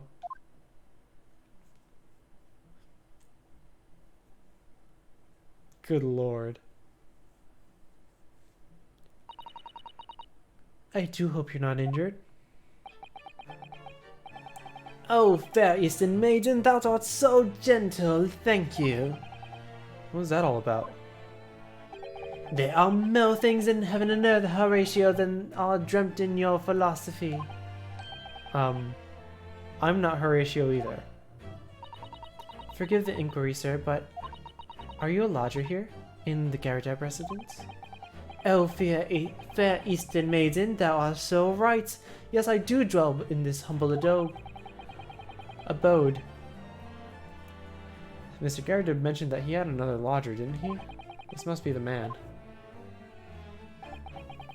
Do you happen to know the other lodger who lives on the first floor? Adobe, yes. I said Adobe instead of a boat. Adobe. Ah, yes, a gentleman named Natsume. Oh, more worthy than a pole mist in my battle of words. Ne'er could there be. Sorry, battle, did you say? Who is the stronger, Hamlet or Macbeth, Mr. Natsume and I sparred long into the night. I see. I don't fully understand, but it seems Mr. Natsume and this gentleman are acquaintances at least. So, fair maid and good gentlemen, I can tarry here no longer, fare thee well. I didn't really understand him, but I think he's returned to his room. It seems he's unaware of what happened to Mr. Natsume, so he can't really help us. With Soseki-san and the man at lodgers, the Garrett house certainly is full of eccentrics. Anyway, I'll go and find a carriage. Yes, I'm sure Mr. Natsume is eagerly awaiting our return. Let's hope we can get to the prison before visiting hours are over.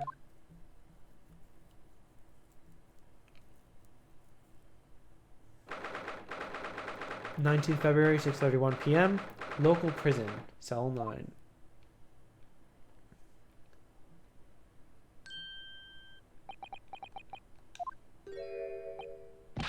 Oh, it's you! You're here! You came! Locum student Mr. Naruhodo Esquire!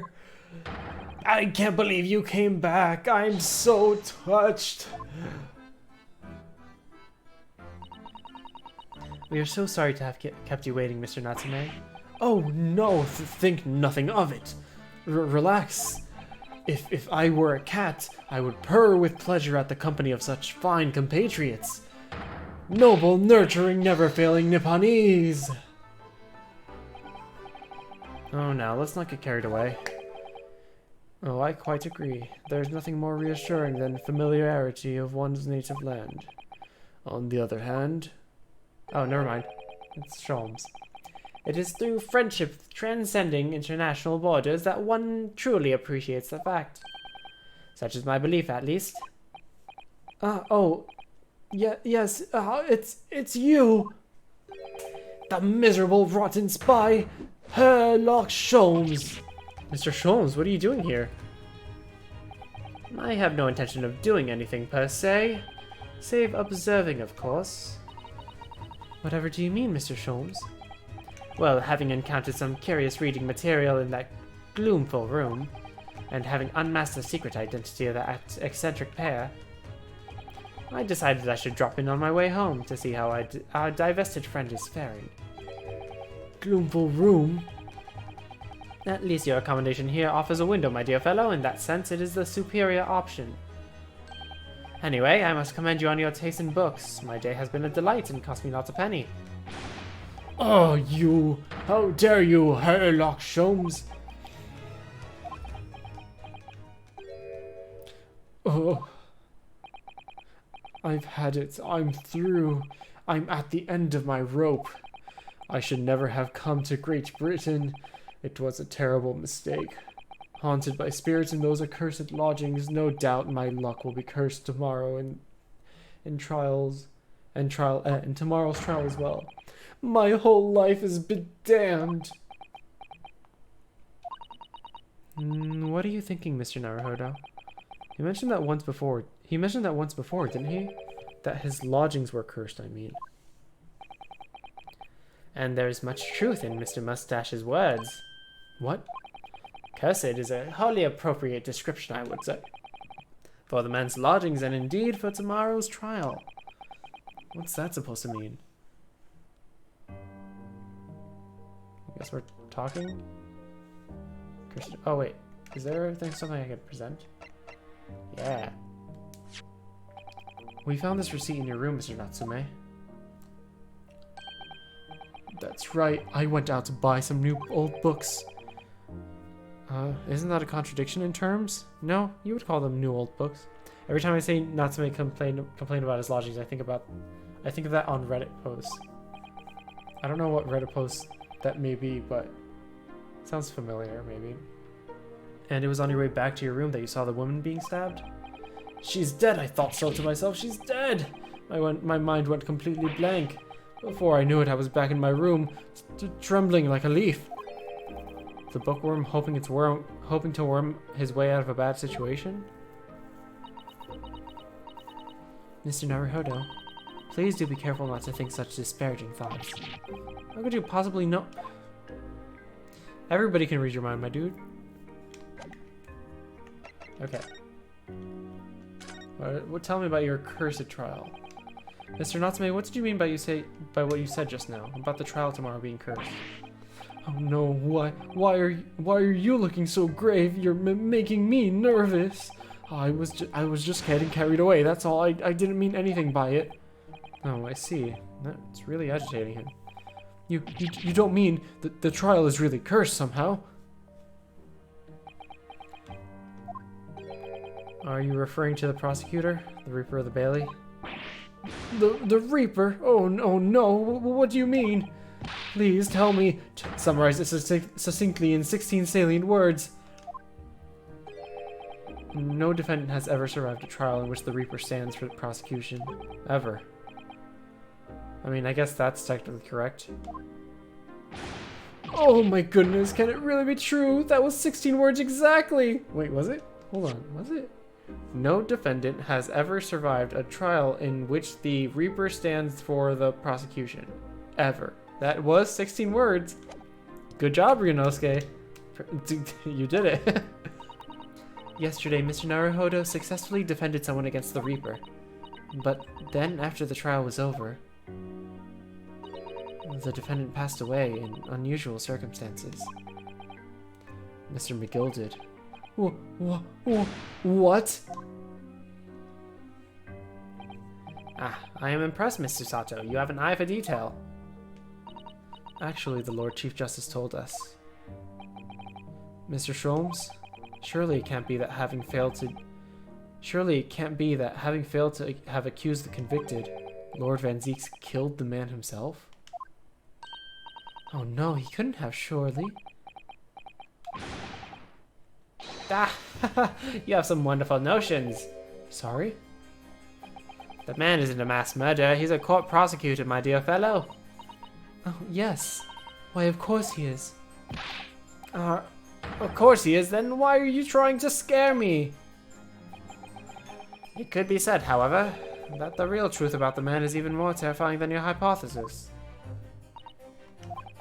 What on earth do you mean by that?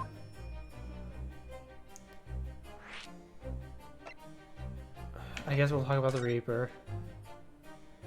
The translation team did a good translation for the Natsume. That's great. She has access to the script. Van Zeeks is quite an exceptional man. However, in London's courts of law, exceptional does not equate to winning every case without exception. Oh, that's good. So Saki-san looks like he's going to cry tears of joy. As you are no doubt aware, in British criminal trial, there's both a judge and a jury. The judge officiates based on the letter of the law, whilst the jury offers public opinion and common sense.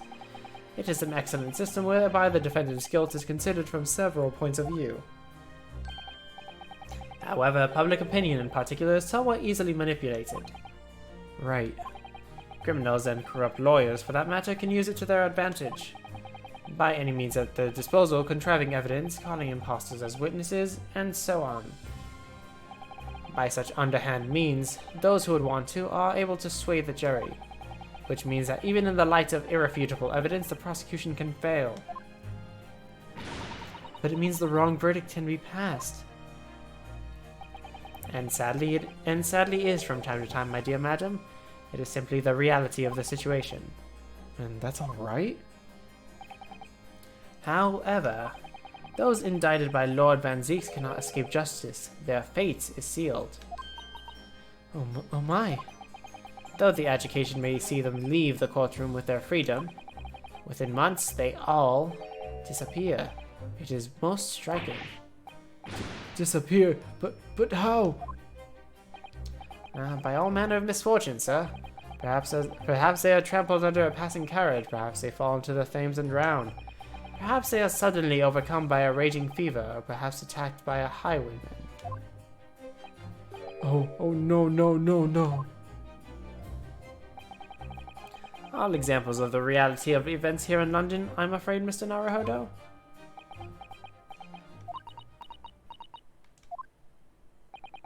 I knew it. I'm a dead dodo done for doomed. Tell me about your cursed lodgings. When you said accursed lodgings before, you were referring to your room at Mr. Garridup's house, I assume. Do you mean to say you believe the place is cursed? It's been a year now since I came to Great Britain, but I'd only been in London a week before I started to notice strange feelings in myself. That didn't take long then. Everywhere I looked, there were foreign faces staring at me, laughing behind my back. I was sure that people were talking about me. I started to become nervous about going outside. They were always staring at me all the time, from dawn to dusk. So I shut myself away in my room, but even that didn't help. The fear wouldn't go away. You must have been very lonely, having been away from your homeland for such a long time. I've had to move a number of times, most recently to that room on Briar Road a week ago now. Yes, why did you choose there? It seems a little inconvenient. The rent is cheap. I have so little money, and it appealed to me. I have so little money, it appealed to me straight away. Of course, I asked why it was so affordable. The landlord just simpered and said, "The room is cursed." Oops. He quickly turned to cover his mistake, but it was too late. So I told him, "If you have something to say, then say it, but if not, don't mention it in the first place." Yes, well said. But it was true. It was all true. You mean the room really is cursed then? Ever since I moved into that windowless hellhole, my sleep has been plagued with nightmares. I awake feeling as though I'm being choked to death. Oh, that's the cat. That's just the cat. Don't worry about it. And in my waking hours, people are stabbed in front of me as I walk down the street. I'm branded a killer, thrown in prison. Nobody wants to know me. I'm surrounded by scary, sinister spirits. If only there was someone, just one person on my side. Can no one find it in his or her heart to believe me? Really, no one at all? To believe? Yes, to believe. That's monoxide carbon poisoning. Actually, that might also be true. Oh, that's true. Because he has no window. There's no ventilation, so he can't breathe. And he has either fire or gas running. Yeah, he has the pump. He has the thing where you put the coin in and it lets gas like to heat up his room.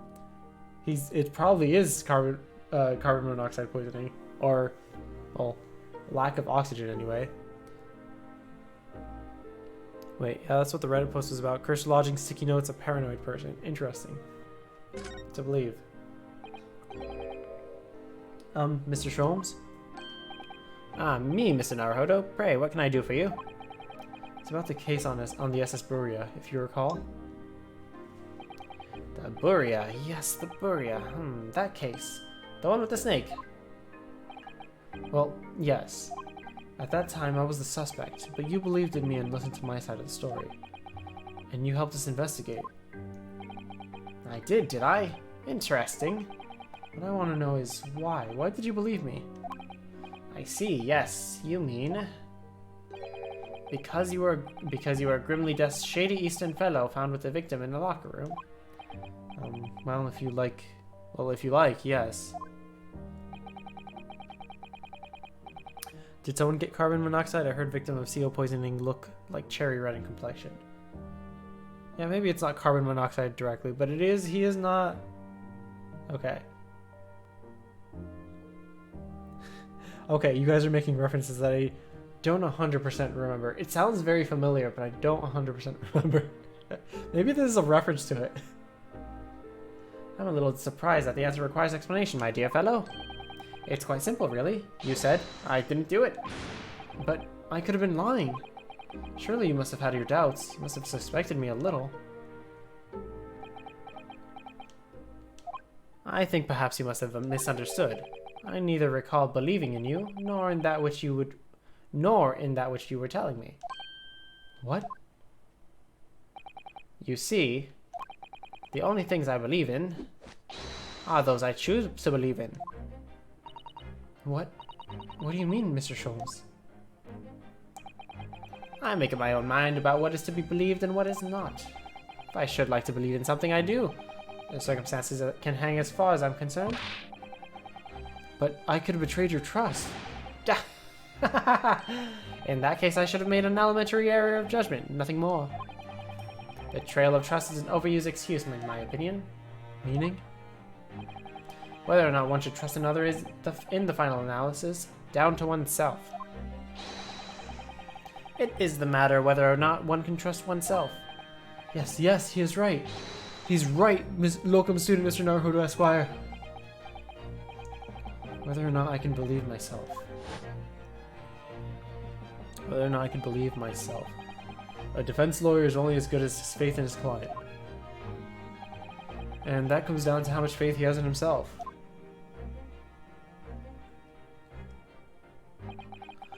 You were so right, Cosma.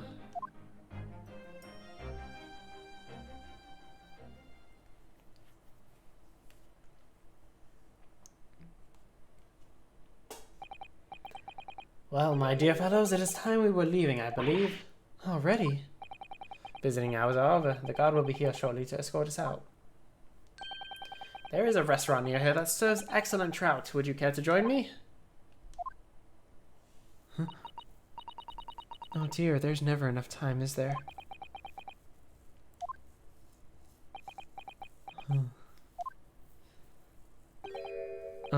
Mr. Natsume, if you like, in the trial tomorrow, I'd be happy to represent you.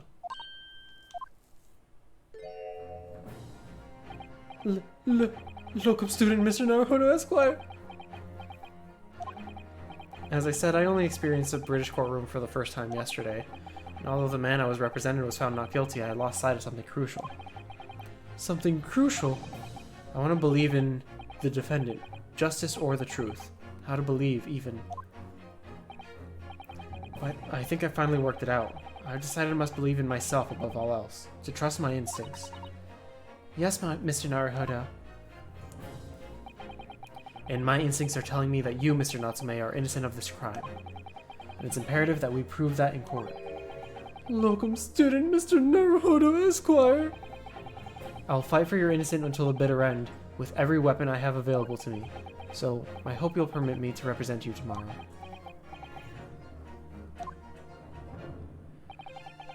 As I said when we first met, I'd like to entrust my fate to someone who will listen to me in my native tongue. Of course, Mr. Natsume. It would be fair to say, Mr. Naruhodo, that your mind was, in many ways, made up from the outset. You merely needed the events of today to fully realize it.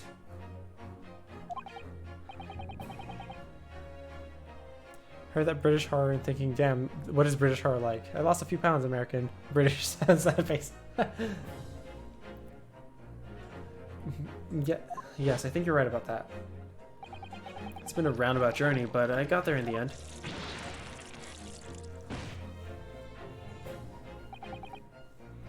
Miss Usato? Yes? Would you be willing to stand by my side tomorrow and help me in court?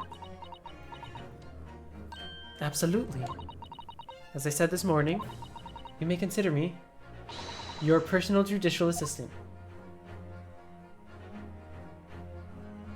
Soggy chips, gross. The shocking events of yesterday's trial still weigh heavily on my mind, but it's time to stop looking backwards. Cosmo believed in me, and Mr. Sholmes believes in me now too. So it's time that I learn to believe in myself. So Seki-sen has no one. He's all alone. So it's my job to help him, to fight in his corner. Tomorrow, in the courtroom, with all the strength I can muster.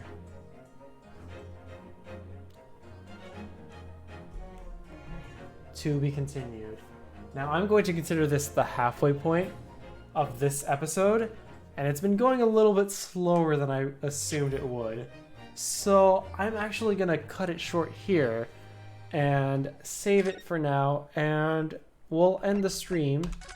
I'll raid someone.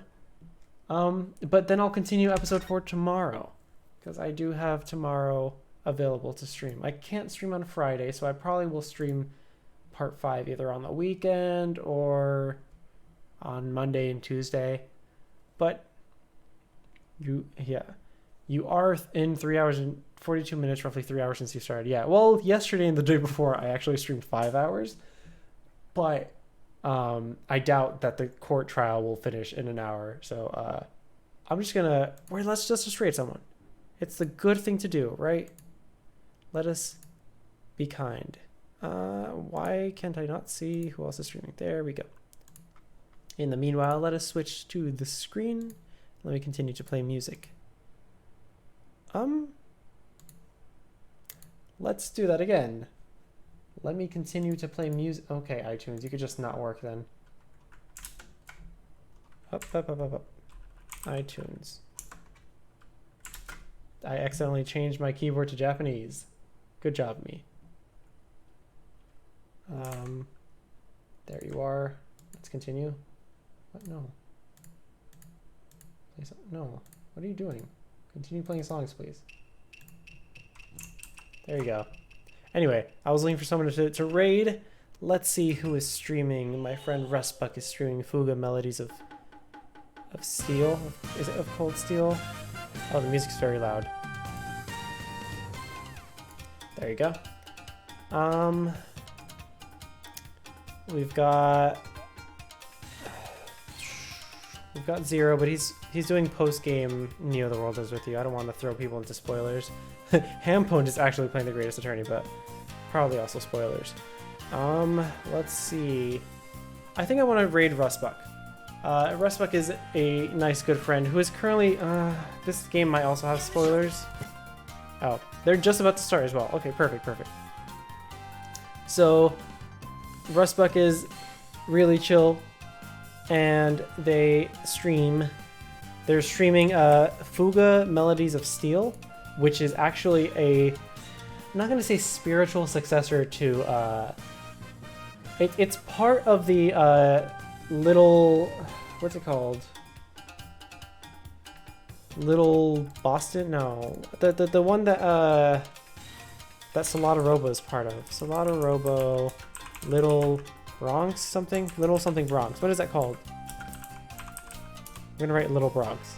See what happens. No. Little Bronx Solata Robo. Trying to remember the name of this.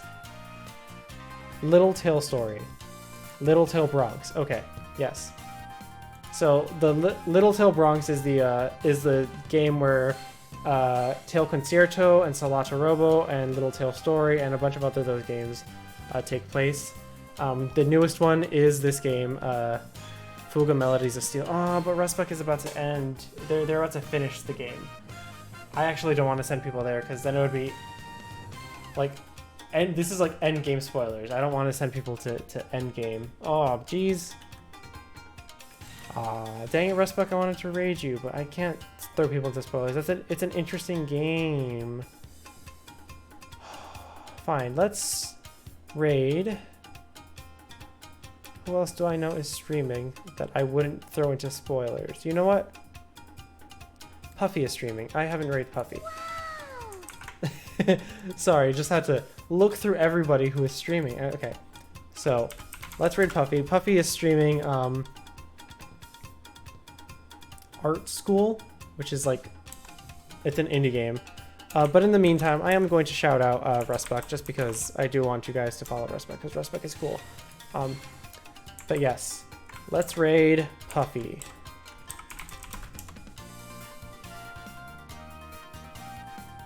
And again, thank you everybody who came in with the raid earlier from Tommy. Thank you everybody who got subs, and thanks a lot to Matsu who gifted a bunch of subs. I think I have enough to have another emote slot, so I'm gonna look into that once I get the chance. But thank you everybody for coming. You guys have a wonderful day. I'll be back tomorrow at 5 p.m. to finish episode 4, The Adventure of the Clouded Kokoro, in the Great Ace Attorney Adventures. There you go. All right. Goodbye. Oh wait, raid message. Before y'all leave, let's just do. I'm just gonna do my default of Mao and just throw cat emotes in there. They're your favorite cat emotes, or my cat emotes, or click on someone's name by accident, I guess. There you go. Alright, bye everyone, have a good time zone.